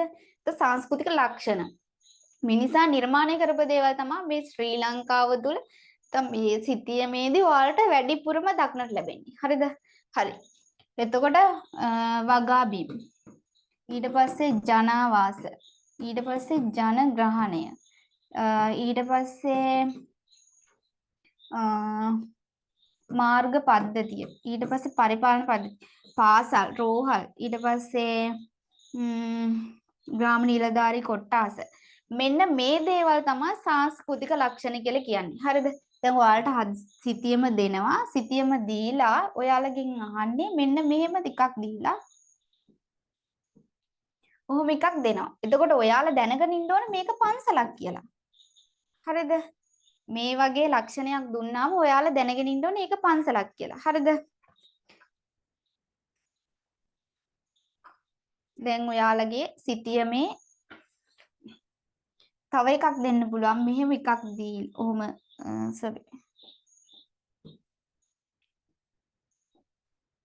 සිතියම් ගත ප්‍රදේශයේ මෙන්න මෙහෙම දෙන්න පුළුවන්. හරිද? මෙන්න මෙහෙම දීලා ඔහොම තියෙනවා භෝග වගාවක්. කොහොම මොකද්ද මේ භෝග වගාව කියලා අහන්න පුළුවන්. එතකොට ඔයාලා මෙන්න මේ ටික දැනගෙන ඉන්න ඕනේ. මෙතනින් නිර්මාණය කරපු දේවල්ගේ ඔළුවේ අයිඩියා එකක් තියන්න ඕනේ. මේ තියෙන රබර් වගාව කියලා. හරිද? මේ මොන භෝග වගාවද? රබර් භෝග වගාව කියලා ඔයාලා දැනගෙන ඉන්න ඕනේ. නැත්නම් ඔයාලගේ මේ භෝග වගාව මොකද්ද කියලා ඇහුවොත් ඔයාලා දන්නේ නැහැ. හරිද? ඒ දේ දන්නේ නැත්නම් ඔයාලට මේ ප්‍රශ්නෙට උත්තර ලියාගන්න බැරි වෙනවා. මේක සිතියම් ගත කොටසක් විදිහටත් එන්න පුළුවන් MCQ එකක් විදිහටත් සමහර වෙලාවට සමහර විට අහන්න පුළුවන්. හරිද? ඒ නිසා හොඳට මෙන්න මේවා මතක තියාගන්න. මේ රූප හොඳට මතක තියාගන්න. ඇඳලා මතක තියාගන්න. හරිද? ඒ වගේම ඔයාලට දෙන්න පුළුවන් මෙහෙම.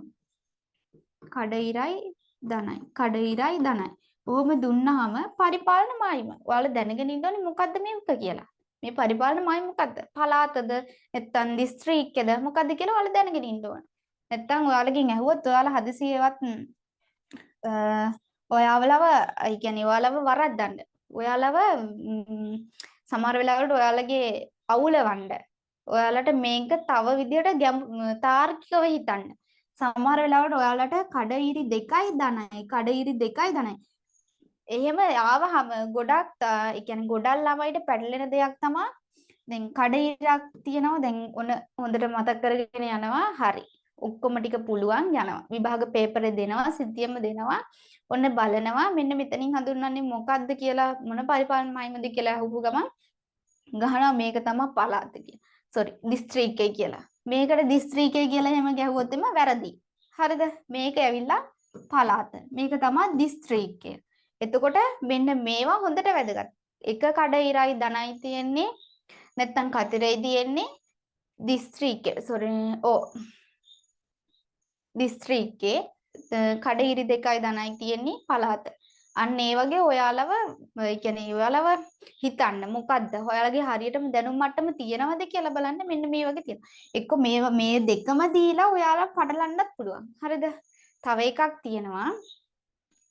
මෙන්න මෙහෙම දීලා ඔයාලව මෙතන සමහර වෙලාවට පටලන්න පුළුවන් ඔය රක්ෂිතය කියන එකත්. හරිද?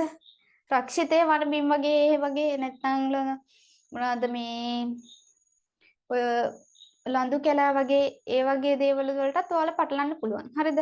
අන්න ඒ වගේ තියෙනවා. ඒ නිසා ඔයාලා තාර්කිකව ඔයාලා හිතන්න ඕන මේ තියෙන නිර්මාණය ඔයාලගේ ඔළුවට ඇවිල්ලා තියෙන්න ඕනේ. මේකෙන් අදහස් වෙන්නේ මොකද්ද කියලා ඔයාලගේ මනසේ තියෙන්න ඕනේ.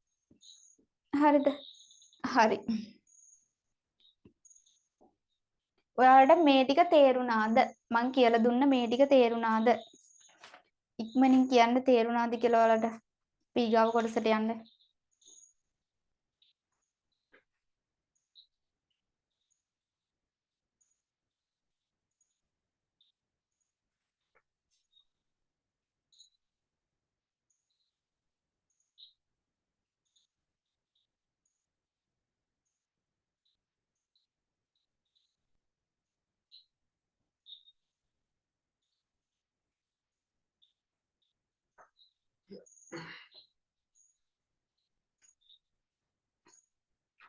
ඔයාලට ඒ ටික තේරුණාද? මට තේරුණාද කියලා කියන්න. ඉක්මනින් කියන්න අපි ඊගාව කොටසට යන්න. එක ළමෙක් අහලා තියෙනවා ටීචර් කණ්ඩාංකවල ගෝලීය කණ්ඩාංකයි හරි. ගෝලීය කණ්ඩාංකයි ජාතික කණ්ඩාංකයි. හරිද? ඒ දෙක තමයි ඇතුළු මායම් තීරුවේදී තියෙන්නේ. හරිද? හරි. අපි ඊගාව කොටසට යන්නේ එහෙනම්. ඔයාලට තවත් වැදගත් දෙයක් තමයි මෙන්න මේ පරිමාණය. ඔව් පරිමාණ. හරිද?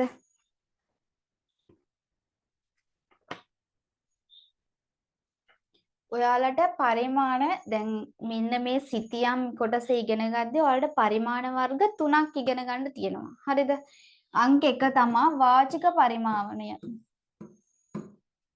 වාචික පරිමාණය. 2 තමයි රේඛීය පරිමාණය.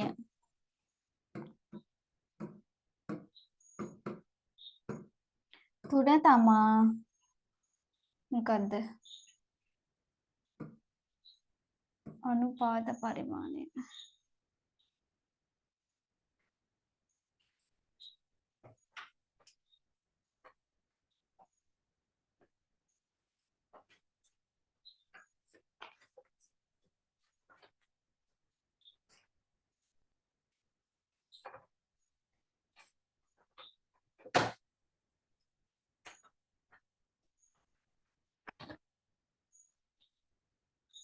නියෝජ්‍ය පරිමාණය. දැන් අනුපාත පරිමාණය කියලාත් කියනවා. නියෝජ්‍ය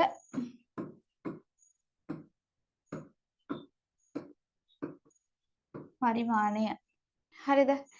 දැන් ඔයාලට සිතියම ඉගෙන ගද්දී මෙන්න මේ පරිමාණය අනිවාර්යෙන් සිතියමක් නිර්මාණය වෙන්න නම් අනිවාර්යෙන් පරිමාණයක් තියෙන්න ඕනේ. හරිද?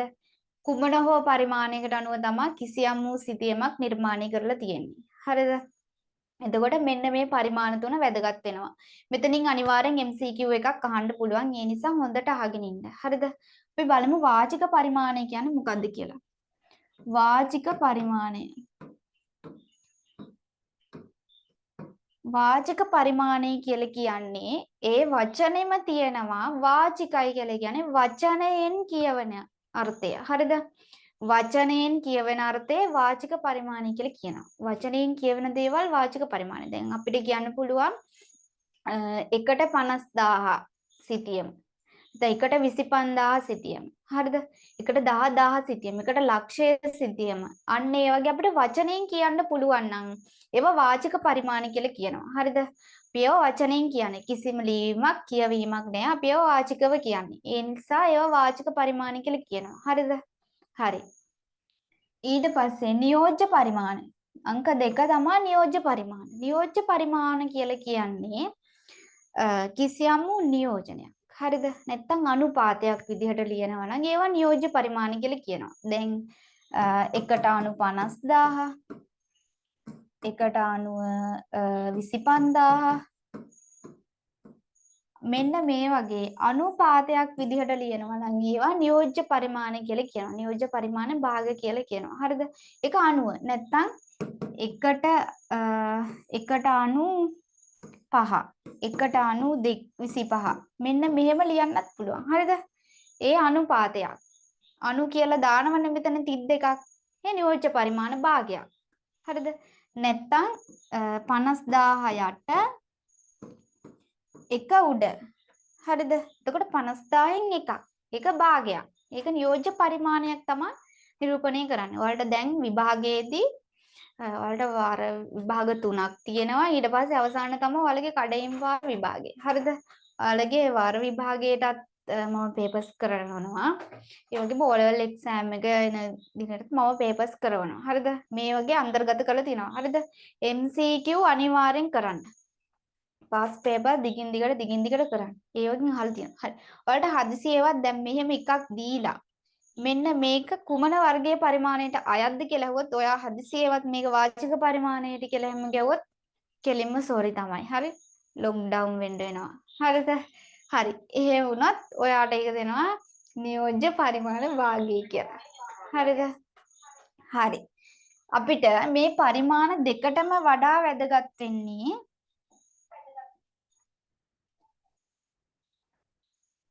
රේඛීය පරිමාණය. හරිද? ඔයාලව අමාරුවේ දාන තැනක් තමයි මේක. රේඛීය පරිමාණය. හරිද? අපිට වැදගත්ම වෙන්නේ මේ පරිමාණ දෙකෙන් ගොඩාක්ම වැදගත් වෙන්නේ ඔයාලගේ එක්සෑම් එකට අනිවාර්යෙන් මේ පරිමාණය අඳින්න කියලා එනවාමයි. හරිද? මේ පරිමාණය තමයි වැදගත් වෙන්නේ. හරි. අපි බලමු මේ රේඛීය පරිමාණය කියන්නේ මොකක්ද කියලා. හරිද? රේඛීය පරිමාණය මෙන්න මෙහෙම. හරිද? ඉස්සෙල්ලාම සෙන්ටිමීටර 10ක් දිග රේඛාවක් අපි අඳින්න ඕනේ. හරිද? හොඳට මතක තියාගන්න සෙන්ටිමීටර 10ක් දිග. හරිද? අපි දැන් නිර්මාණය කරන්න යන්නේ එකට 50000 සිතියම පරිමාණුකූලව. හරිද? ඔයාලට විභාගයේදී අහන්න පුළුවන් සිතියම්ගත ප්‍රශ්නයකට එකට 50000 සිතියම ඉහත සඳහන් සිතියම එකට 50000 සිතියම් කාණ්ඩයට අයත් සිතියම් කොටසකි ඒ සිතියම් කොටස එකට 50000 පරිමාණුකූලව පරිමාණ භාගය ඇඳ දක්වන්න කියලා ඇහුවොත් එම ඔයාලා කොර වෙනවා. හරිද? සමහර ළමයිට කෙලවෙන තැනක් තමයි මෙන්න මෙතන. හරිද? ඒ නිසා හොඳට මතක තියාගන්න මෙන්න මේ පරිමාණය අඳිද්දී ඉස්සෙල්ලාම සෙන්ටිමීටර 10ක් දිග රේඛාවක් අඳිනවා. හරිද? ඊට පස්සේ ඒක අනිවාර්යයෙන්ම වම් පැත්තේ අංකණය කරන් යන්න ඕන. වම් පැත්තේ ඉඳන් තමයි අංකණය කරන් යන්න ඕන. හරිද? නැත්තම් වැරදෙනවා. හරිද? වම් පැත්තේ ඉඳන් අංකණය කරගෙන ගිහිල්ලා අංක 2ට. හරිද? මෙන්න මේ සෙන්ටිමීටර 10ක් දිගට අංක 3 සෙන්ටිමීටර 10ක් දිගට අපි රේඛාවක් ඇඳගත්තානේ. අපි ඒ රේඛාව අංකණය කරගත්තානේ. ඒක අංකණය අංකණය කරන්න කලින් තමා ඉස්සෙල්ලාම සෙන්ටිමීටර 10ක් දිග රේඛාවක් අඳිනවා. ඊට පස්සේ සෙන්ටිමීටර 2 ගානේ. හරිද? සෙන්ටිමීටර 2 ගානේ කොටස් 6කට බෙදනවා. හරිද? මේක සෙන්ටිමීටර 2 ගානේ 6කට බෙදා ගන්නවා. හරිද? ඊට පස්සේ වම් පැත්තේ ඉඳලා තමා ලකුණු කරගෙන යන්නේ නැත්නම් අංකණය කරන්නේ මෙන්න මේ රේඛාව පරිමාණය. හරිද? ඊට පස්සේ දැන් අපි අර කොටස් සෙන්ටිමීටර 2 ගානේ බෙදාගත්තානේ. අන්නේ සෙන්ටිමීටර 2 ගානේ බෙදාගත්ත එකත් යන කොටුව ඉදිරියේ මීටර් 1 ගානේ 10ක් අණු කොටස් වලට බෙදන්න ඕන. හරිද? එකත් අතර කොටස මීටර 2 ගානේ අණු කොටස් 10කට බෙදන්න ඕන. හරිද? මේක හරියටම කරන්න ඕනේ නැත්තම් වරදිනවා. හරිද? කෝදුවක් තියලා හරියට මැනලා මේක ඒ විදිහට කරන්න ඕන. හරිද? හරි. අපි එහෙනම් අන්තිම බලන්න. හරි. මාත් එක්කම අන්තිම ඔයාලා රේඛීය පරිමාව. ඉස්සෙල්ලාම සෙන්ටිමීටර 10ක් දිග රේඛාවක් ඕම්ම අඳිනවා. හරිද? ණයා ගියා වගේ මට කෝදුවක් නැහැ. ඔයාලා කෝදුවෙන් අඳින්න ඕන. හරිද? හරි. ඊට පස්සේ මේ සෙන්ටිමීටර 10 කියලා අනිවාර්යෙන් මෙතනින් මාක් වෙන්න ඕන. හරිද? හරි. අපි දැන් සෙන්ටිමීටර 10ක් දිග රේඛාවක් ඇඳා. හරි. ඊට පස්සේ මෙන්න මේ රේඛාව සෙන්ටිමීටර 2 බැගින් සෙන්ටිමීටර 2 ගානේ කොටස්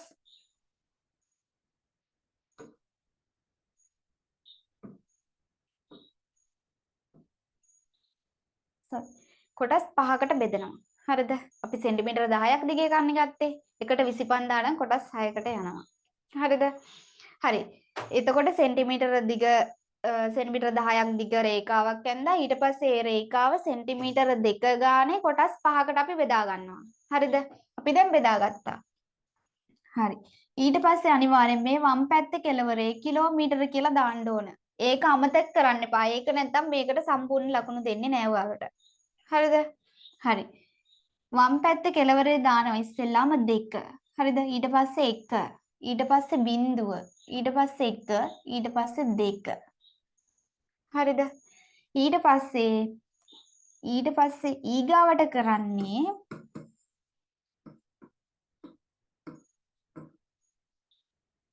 මෙන්න මේ 1යි 2යි කියන කොටස් අල්ලලා මීටර 1 ගානේ 10කට බෙදනවා අණු කොටස් 1යි 2යි 3යි 4යි 5යි 6යි 10යි. හරි. අපි මීටර 2 ගානේ මේකේ මීටර 2ක් හොයන්නවත් බෑ. ඔයාලා සෙන්ටිමීටර් කෝදුව අරගෙන මීටර පැත්තට දාලා මීටර 2 බැගින් 10කට වෙන් කර ගන්න ඕන අණු කොටස්. හරිද?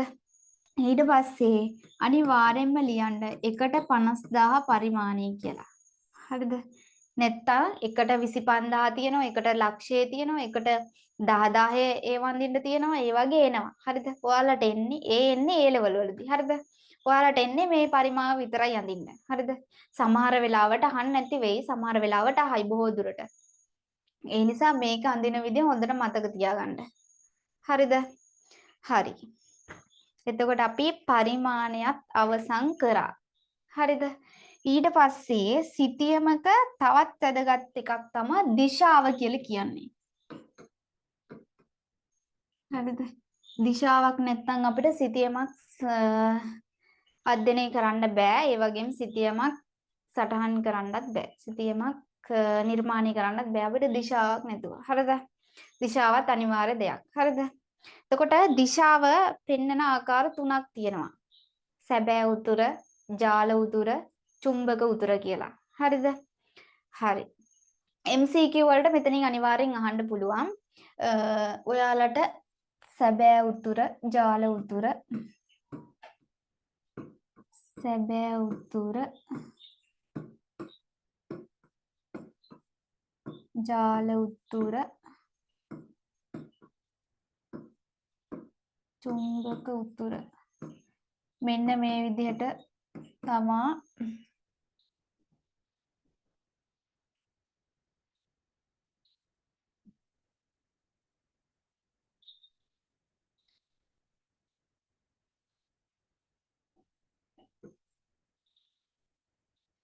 දිශාව කොටස් තුනකට බෙදලා තියෙන්නේ. සැබෑ උතුර, ජාල උතුර, ජාල උතුර, චුම්බක උතුර කියලා. හරිද? එතකොට ඔයාලා මතක තියාගන්න ඕන සැබෑ උතුර. හරිද? සැබෑ උතුර.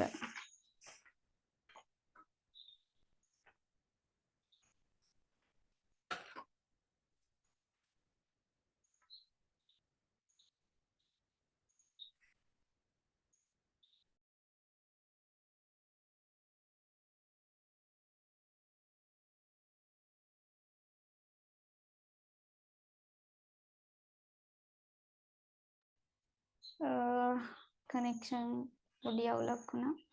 හරි.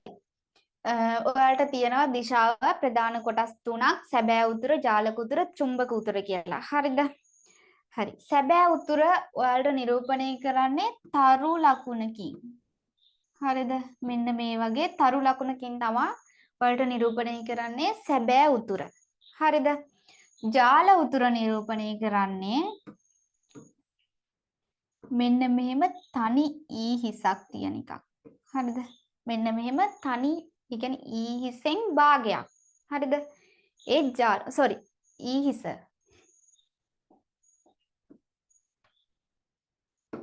සම්පූර්ණ ඊ හිසකින් නිරූපණය කරනවා නම් ඒ තමයි ජාල උතුර. හරිද? ඔයාලට වැදගත්ම උතුර තමයි ජාල උතුර. ඒ කියන්නේ සිතියමේ වැදගත්ම කොටසේ, ඒ කියන්නේ වැදගත්ම උතුර විදිහට සැලකන්නේ ජාල උතුර. හරිද? ඊට පස්සේ චුම්බක උතුර මෙන්න මෙහෙම ඊසින් භාගයයි. හරිද? ඔන්න ඔහොම එකක් තමයි තියෙන්නේ.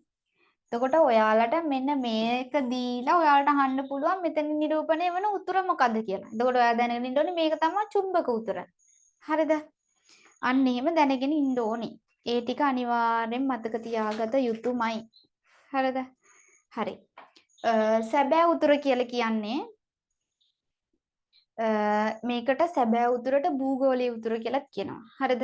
සමහර වෙලාවට MCQ එකේ වලට අහන්න පුළුවන් භූගෝලීය උතුරට නෑ භූගෝලීය උතුර මේ වගේ එකක් දීලා මේ වගේ සංකේත වලින් දීලා භූගෝලීය උතුර නිරූපණය වන්නේ මොන සලකුණින්ද කියලා අහුවොත් ඔයාලා දැනගන්න ඕනේ තරු ලකුණකින් නිරූපණය කරන්නේ භූගෝලීය උතුර. හරිද? හරි. ඒ වගේම චුම්බක උතුර. චුම්බක උතුරට කියලා කියනවා චුම්බක ශ්‍රේෂ්ඨය නැත්නම් කාන්දම් උතුර. හරිද?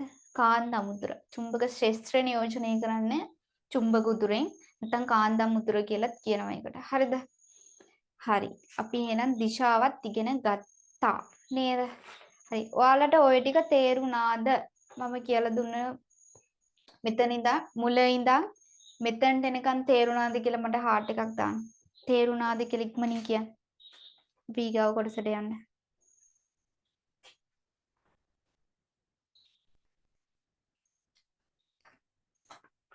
ළමයි අපි ඊගාව කොටසට යමුද? හරි. ඊගාව එක තමයි ඔයාලට එන අමාරුම නෙමේ ලේසිම කොටස ගණනය කිරීම. ගණිත ගැටලු. හරිද? ගණිත ගැටලු වලට ලේසිම එන කොටසක්. හරිද? ඔයාලට එන ලේසිම කොටසක් තමයි මේ ගණිත ගැටලු. හරිද? ඔයාලා හොඳට මතක තියාගන්න මෙන්න මෙහෙම එකක් එද්දී ඔයාලට දෙනවා සමෝච්ච රේඛාවක්. හරිද? මෙතන තියෙනවා සෙන්ටිමීටර 2ක්. මෙතන තියෙනවා සෙන්ටිමීටර 2ක්. හරිද? මම ඔයාලගෙන් ප්‍රශ්නයක් අහනවා. මෙන්න මේ සමචතුරස්‍රයේ මුළු වර්ගඵලය කීයද කියලා. ඉක්මනින් chat එකට දාන්න මෙන්න මේකේ මුළු වර්ගඵලය කොච්චරද කියලා. ඉක්මනින් chat එකට දාන්න. වර්ගඵලය කීයද? ඕෂධි මට කියන්න මේකේ වර්ගඵලය කීයද කියලා. ඉක්මනින් කියන්න. ඕෂධි 4යි කොස්සටද කජුවටද? සෙන්ටිමීටර් මොන මොන සෙන්ටිමීටරද? කරේත් මට කියවන්න. වර්ග සෙන්ටිමීටර්. අන්න රයිට්. ඔය අන්න දැක්කනේ වලට පැටළුණා. ඔයාලා දැම්මා 4යි කියලා. හරිද? එතකොට කජුවටත් නෑ කොස්සටත් නෑ වගේ. හරිද? අපි ඒවල දාන්න ඕන කජුවටයි කොස්සටයි තමයි මේ 4ක් කියලා තියෙන්නේ කියලා. එහෙම දැම්මොත් වැරදි. හරිද? මොනවද කියලා අනිවාර්යෙන් ලියන්න ඕනේ. 4යි වර්ග සෙන්ටිමීටර. අපි නිකන් සෙන්ටිමීටර දැම්මොත් එතනත් වැරදි. හරිද? මොකද මේ සෙන්ටිමීටර ගුණ වෙනවනේ. දෙක ගුණ වෙනවා වගේම මේ සෙන්ටිමීටර ගුණ වෙන නිසා එයා වර්ග වෙනවා අනිවාර්යෙන්. හරිද? අපිට මෙතන 4යි 2යි සෙන්ටිමීටර කියලා දාන්න බෑනේ. ඒ නිසා තමයි අපි යාට වර්ගයක් දාන්නේ. හරිද? හරි. ඊට පස්සේ තව එකක්. එතකොට මෙන්න මෙයාගේ වර්ගඵලය අපි හෙව්වා. හරිද? හරි. ඊට පස්සේ බලන්න මම ලියන්නම්කෝ කිලෝමීටර් 1ක් සෙන්ටිමීටර් 2යි කියලා නිරූපණය වෙනවා කිව්වනේ. හරි. එතකොට මට කියන්න මෙතන කිලෝමීටර් 1යි මෙතන කිලෝමීටර් 1යි. හරි. මට කියන්න මෙයාගේ දිග පළල වැඩි කරාම කීයද කියලා. කුෂි අමායා මට කියන්න මෙයාගේ දිගයි පළලයි වැඩි කරලා නේ සෝරි මෙයාගේ දිග පළල කියන්න මට දිග පළල හොයලා කියන්න සමචතුරස්‍රාකාර මේකක් පිට්ටනියක් කියලා හිතන්නකෝ ඔයාලා මෙන්න සමචතුරස්‍රාකාර පිට්ටනියක් තියෙනවා මෙයාගේ දිග කොච්චරද පළල කොච්චරද කියලා මට කියන්න කුෂි අමායා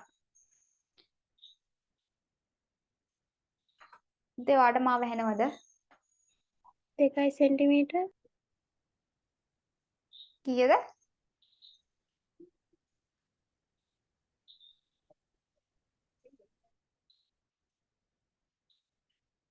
ඔයාලට හිතෙන්නේ නැද්ද මේ ගාන මම වරද්දලා දුන්නයි කියලා 2 සෙන්ටිමීටර් හරි ඔයාලට හිතෙන්නේ නැද්ද මම මේ ගානේ වරද්දලා දුන්නයි කියලා ඔයාලට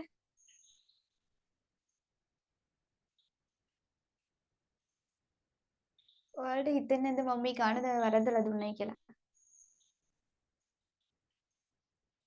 හරි අපි බලමු හරි දැන් මෙතන කියනවනේ හොඳ ආකාරවම කිලෝමීටර් 1ක් සෙන්ටිමීටර් 2යි කියලා නේද මම මේ ගාන වරද්දලා දුන්නේ හරිද ඔයාලා අවධානයෙන් ඉන්නවද කියලා බලන්න තමයි මම එහෙම කරේ හරිද හරි දැන් මම ඉස්සෙල්ලාම කිව්වා මෙතන සමචතුරස්‍රාකාරයක් තියෙනවා සෙන්ටිමීටර 2යි තියෙන්නේ එහෙම කියලා සෙන්ටිමීටර වලින් තමයි දීලා තියෙන්නේ හරිද එතකොට මෙයාගේ වර්ගඵලය තමයි මම හොයන්නේ කිව්වේ මෙයාගේ දිග පළල හොයනවා නම් මෙයා සෙන්ටිමීටර වලින් ඉන්නේ අපි කිලෝමීටර කරන්න නම් සෙන්ටිමීටර 2ක් මෙයා කිලෝමීටර 1යිනේ එතකොට මෙයා අමුතුවෙන් මේව කරන්න ඕනේ නැති නිසා තමයි මම මෙයාගේ කෙලින්ම වර්ගඵලය ඇහුවේ හරිද එතකොට 4යි වර්ග සෙන්ටිමීටර කියලා ඔයාලා කිව්වා හරිද දැන් ඊගාව එක මම දුන්නේ 1යි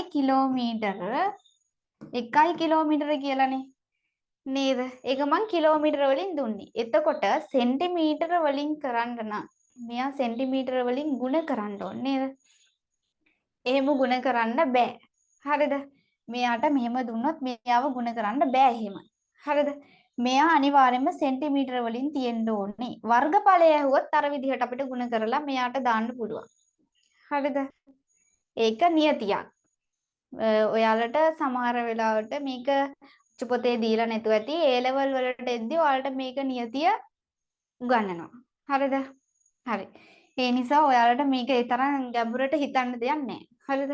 හරි. අපි ගානක් මම ගානක් දෙන්නම් හදන්න. ඔන්න ගංගාවක් තියෙනවා. අනිවාර්යෙන් ඔයාලා මතක තියාගන්න ඕනේ. හරි. සෙන්ටිමීටර වලින් දුන්නොත් හරිද?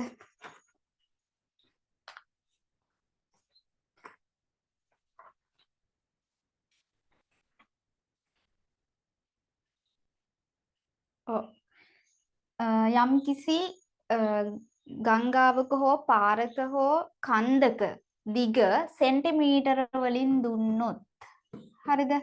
අනිවාර්යෙන්ම දෙකෙන් බෙදන්න. හරිද? සෙන්ටිමීටර වලින් දුන්නොත් අනිවාර්යෙන් දෙකෙන් බෙදන්න. ගංගාවක දිග සෙන්ටිමීටර වලින් දීලා තිබුණොත් අනිවාර්යෙන් දෙකෙන් බෙදන්න. හරිද? කිලෝමීටර වලින් දීලා තිබුණොත් අනිවාර්යෙන්ම දෙකෙන් ගුණ කරන්න. හරිද? දැන් බලන්න. දැන් ඔයාලා දන්නවා ඔන්න ඔයාලට මම ලේසි ක්‍රමයක් කියලා දුන්නා. සෙන්ටිමීටර වලින් තිබුණොත් අනිවාර්යෙන් දෙකෙන් බෙදනවා. හරිද? කිලෝමීටර වලින් තිබුණොත් අනිවාර්යෙන් දෙකෙන් ගුණ කරනවා. හරිද? ඔන්න දැන් ඔයාලා හිතන්න මෙන්න මෙහෙම ගංගාවක් තියෙනවා. වලග සිතියම් ප්‍රදේශයේ සිතියම්ගත ප්‍රදේශයේ ඔන්න ගංගාවක් තියෙනවා. හරිද? මෙන්න මේ ගංගාව දිග කියලා කියනවා 10යි සෙන්ටිමීටර. හරිද? 10ක් සෙන්ටිමීටර දිග ගංගාවේ සැබෑ දිග හොයන්න කියලා කියනවා. ඔයාලට දීලා තියෙන්නේ සිතියම්ගත ප්‍රදේශයේ දී ඇති ගංගාවේ සැබෑ දිග හොයන්න කියලා. හරිද? හැබැයි ඔයාලට දීලා තියෙන්නේ සෙන්ටිමීටර 10යි කියලා සැබෑ දිග නෙමෙයි. සිතියම්ගත ප්‍රදේශයේ දිග. හරිද? දැන් ඔයාලට සෙන්ටිමීටර 10ක් දිග ගංගාවක් එමෙන්දොත් ඔයාලට දෙන සිතියම් කොලේ අඳින්න වෙනවා. අර මම කිව්වා වගේ අර ලොකු තඩි කොලයක් බිස්ටල් බෝඩ් එකක් වගේ ඒ වගේ එකක් තමයි ඔයාලට දෙන්න වෙන්නේ. හරිද? හරි. එතකොට ඔයාලා සෙන්ටිමීටර වලින් දීලා තියෙන්නේ. ඔයාලා ගොළුවේ තියෙන්න ඕන සෙන්ටිමීටර වලින් දුන්නොත් අනිවාර්යෙන් බෙදන්න ඕන. කීයෙන්ද බෙදන්නේ? ඕෂධි සෙන්ටිමීටර වලින් දීලා තිබුණොත් කීයෙන්ද බෙදන්නේ? ඕෂධීට මාව ඇහෙනවද?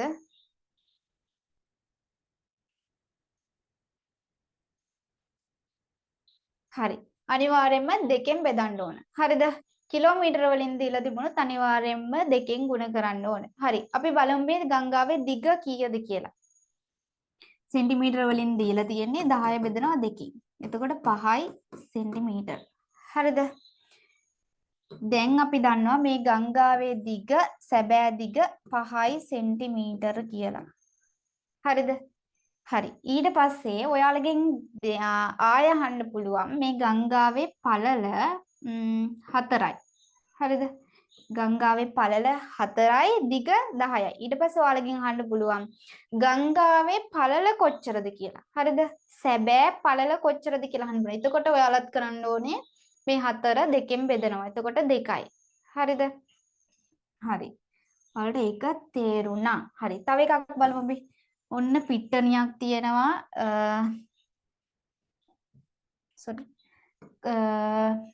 මාර්ග ජාලයක් තියෙනවා. හරිද? ඔන්න මාර්ග ජාලයක් තියෙනවා. මෙන්න මේ මාර්ග ජාලය 12යි කිලෝමීටර දිග. හරිද? කිලෝමීටර 12යි. පළල 6යි කිලෝමීටර. දැන් ඔයාලගෙන් අහනවා මේ මාර්ග ජාලයේ වර්ගඵලය සෙන්ටිමීටර වලින් දක්වන්න කියලා. හරිද? නැත්නම් වර්ගඵලය කීයද කියලා අහන්න පුළුවන්. හරි. එතකොට අපි එකපාරම මෙයයි වැඩි කරලා දැම්මොත් එම සම්පූර්ණ උත්තරය වැරදි. හරිද? අපි ඊට කලින් මේ 12යි කිලෝමීටර වලින් තියෙන්නේ. ඊට පස්සේ මෙයා 6යි කිලෝමීටර වලින් තියෙන්නේ. මේ දිග මේ පළල. හරිද? ඊට පස්සේ දිගයි පළලයි අපි දෙකෙන් වැඩි කරගන්න ඕන. හරිද? දිගයි පළලයි දෙකෙන් වැඩි කරාම 24යි වර්ග සෙන්ටිමීටර එනවා. මෙතන එනවා 12යි වර්ග සෙන්ටිමීටර. හරිද? ඊට පස්සේ අපි මාර්ගයේ සැබෑ දිගයි පළලයි අපි හොයාගත්තා. නේද?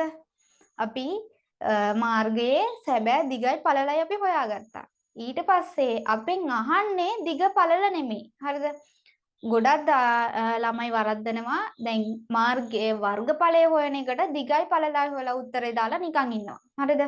උත්තරේ උනාට අහලා තියෙන්නේ වර්ගඵලය. හරිද?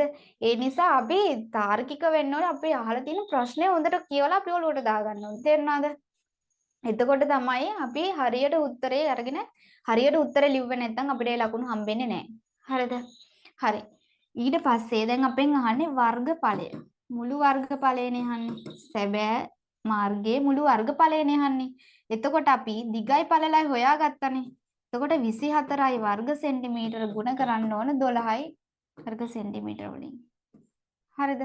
මට ඉක්මනින් කියන්න කුෂි අමායා මේ දෙක ගුණ කරාම කීයද කියලා. වැඩි කරාම කීයද? 24 12න් වැඩි කරාම කීයද? මට කියන්න කුෂි අමායා.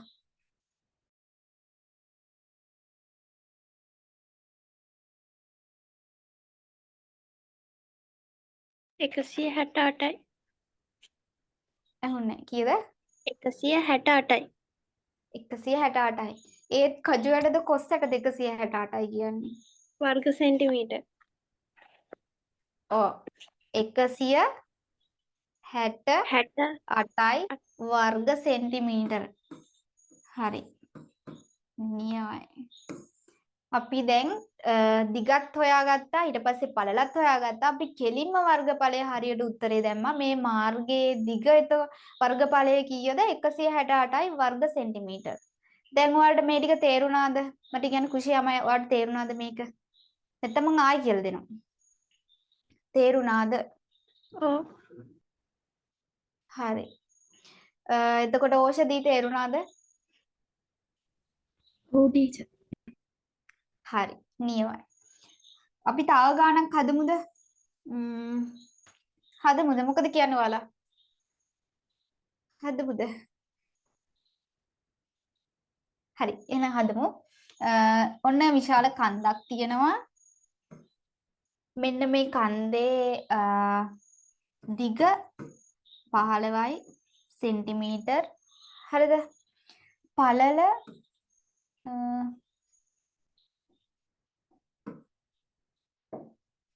පළල ඇවිල්ලා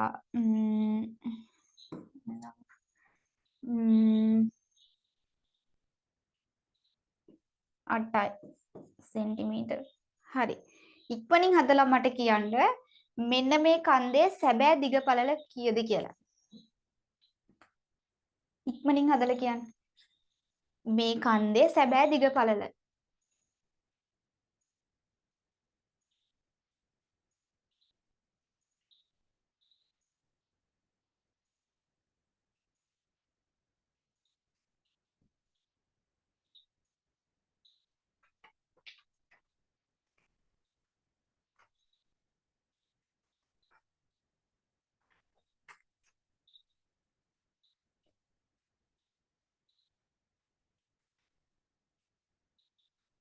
හැදුවද?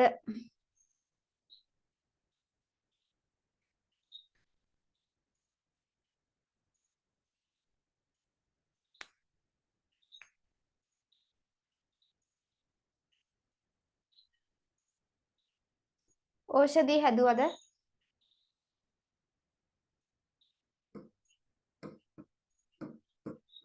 ඔව් ටීචර්.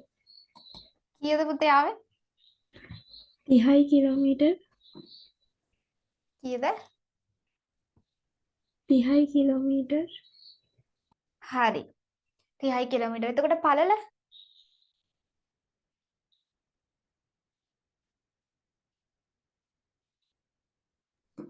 16යි.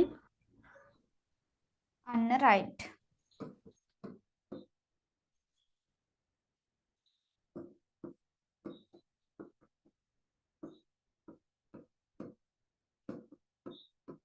කිලෝමීටර සෙන්ටිමීටර් මෙන්න මේම තමයි එන්නේ. එතකොට 15 වැඩි කරනවා 2කින් එතකොට 30යි 8 වැඩි කරනවා 2කින් එතකොට 16යි. දැන් ඔයාලට තේරුණා නේද? මේම ගානක් ආවොත් වරදින්නේ නැහැනේ දැන්. හොඳටම තේරුණා නේද? තේරුණා නේද? හරි. නියමයි. එතකොට අපිට ඊගාවට යන්න තියෙන්නේ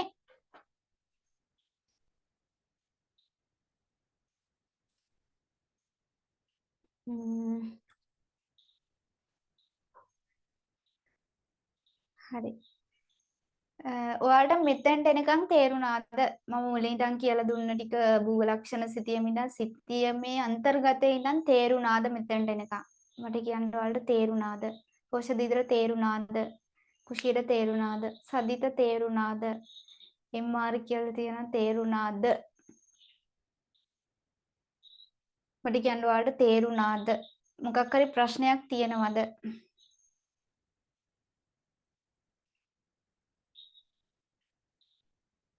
ආනියවයි තේරුණයි කියලා කියනවා. හරි. එහෙනම් පුතේ අදට මෙතනින් සෙමිනාර් එක නතර කරනවා. ඒ වගේම අපේ ගෲප් එකට ළමයි ඇඩ් කරන්න, ඔයාලගේ යාළුවෝ ඇඩ් කරන්න. දැන්මම ඇඩ් කරන්න. හරිද? ඔන්න ලින්ක් එක දැම්මා ඔයාලට. නෝන. හරි ලින්ක් එක දැම්මා. එහෙනම් ඔයාලා යාළුවෝ ඇඩ් කරන්න. අපි තවත් දවසක මේ වගේ සුපිරි සම්මන්ත්‍රණයකින් හමු වෙමු. ඒ වගේම ඔයාලට තව තියෙනවා වැදගත් කොටසක් ඔයාලට කියලා දෙන්න තියෙනවා සිතියමක් හඳුනා ගන්න ක්‍රම. හරිද? ඔයාලට දැන් මේ ටික කිව්වට වැඩක් නැහැ. දැන් සංස්කෘතික විරල ලක්ෂණ නමනම් කිව්වට ඔයාලට එතනම සිතියමක් විවරණය කරන්න සිතිය මේවා අඳුන ගන්න අමාරුයි නේද? ඒ නිසා ඒ වගේ කොටස් තියෙනවා ඉගෙන ගන්න. අපි සරල රූප සටහන් ඇසුරින් මම ඔයාලට කියලා දෙනවා. අපිත් එක දිගටම රැඳිලා ඉන්න.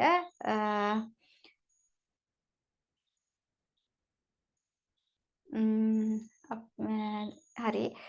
අපි ආයෙත් සෙමිනාර් එකකින් හමු වෙමු.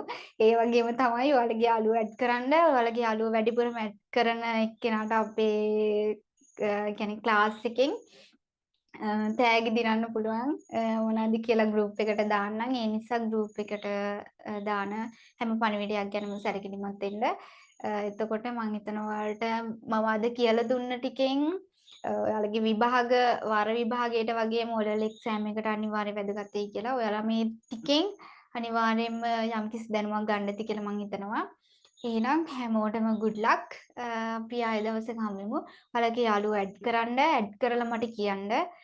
මම අනිවාර්යෙන් ඔයාලට බඩක් දෙනවා බඩක්. හරි ඒ වගේම අපේ පන්ති වලට සම්බන්ධ වෙනවා නම් මෙන්න මේ නම්බර් එකට WhatsApp පණිවිඩයක් දාන්න 078යි 40 sorry 078යි 87යි 84යි 023 අපි මේ දේවල් විතරක් නෙමෙයි අනිත් සියලුම දේවල් සාකච්ඡා කරනවා. ඒ වගේම ගොඩාක් ළමයිට අමාරු කියලා තිබ්බ තව කර්මාන්ත ඊට පස්සේ සංවර්ධන යන්නේ වගේ පාඩම්. ඒ නිසා ඒ පාඩමත් අපි සම්මන්ත්‍රණයක් දාමු. අපේ ක්ලාස් වලට අනිවාර්යෙන් සම්බන්ධ වෙන්න. ඔයාලට ෂෝට් නෝට් ඊට පස්සේ පාස් පේපර් ඊට පස්සේ ටියුට් ඔයාලට හැම දෙයක්ම ලැබෙනවා. සිතියම් ඔයාලට සිතියම් 10ක් දෙනවා මම. ඒ සිතියම් 10න් පිට එන්නේ නැහැ. ඔයාලට අනිවාර්යෙන් මේ සිතියම් 10 මතක ඒ කියන්නේ ලකුණු කරලා මම දෙන සිතියම් 10 10ම ලකුණු කරලා ඔයාලා විභාගයට යන්න. අනිවාර්යයෙන් සිතියම් 10 තියෙන ඒ වගේම පිට අහන්න. ඒ වගේම මම දෙනවා භූලක්ෂණ සිතියම ඔයාලට එකට 50000 සිතියම අනිවාර්යෙන් දෙනවා. ඒකෙන් සිතියම් වර්ග 9යි අහන්නේ. සිතියම් 9ම මම කතා කරනවා. එන්නේ මොකද්ද කියලාත් කියනවා. අහන ප්‍රශ්නත් කියනවා. ඒ නිසා අපේ ක්ලාස් එකත් එක්ක සම්බන්ධ වෙන්න. ආයෙත් අපි එහෙනම් මේ වගේ සම්මන්ත්‍රණයකින් හමු වෙන තුරු අදට සමු ගන්නවා. සමු නොගෙන බැරි නිසා හැමෝටම ආයුබෝවන්.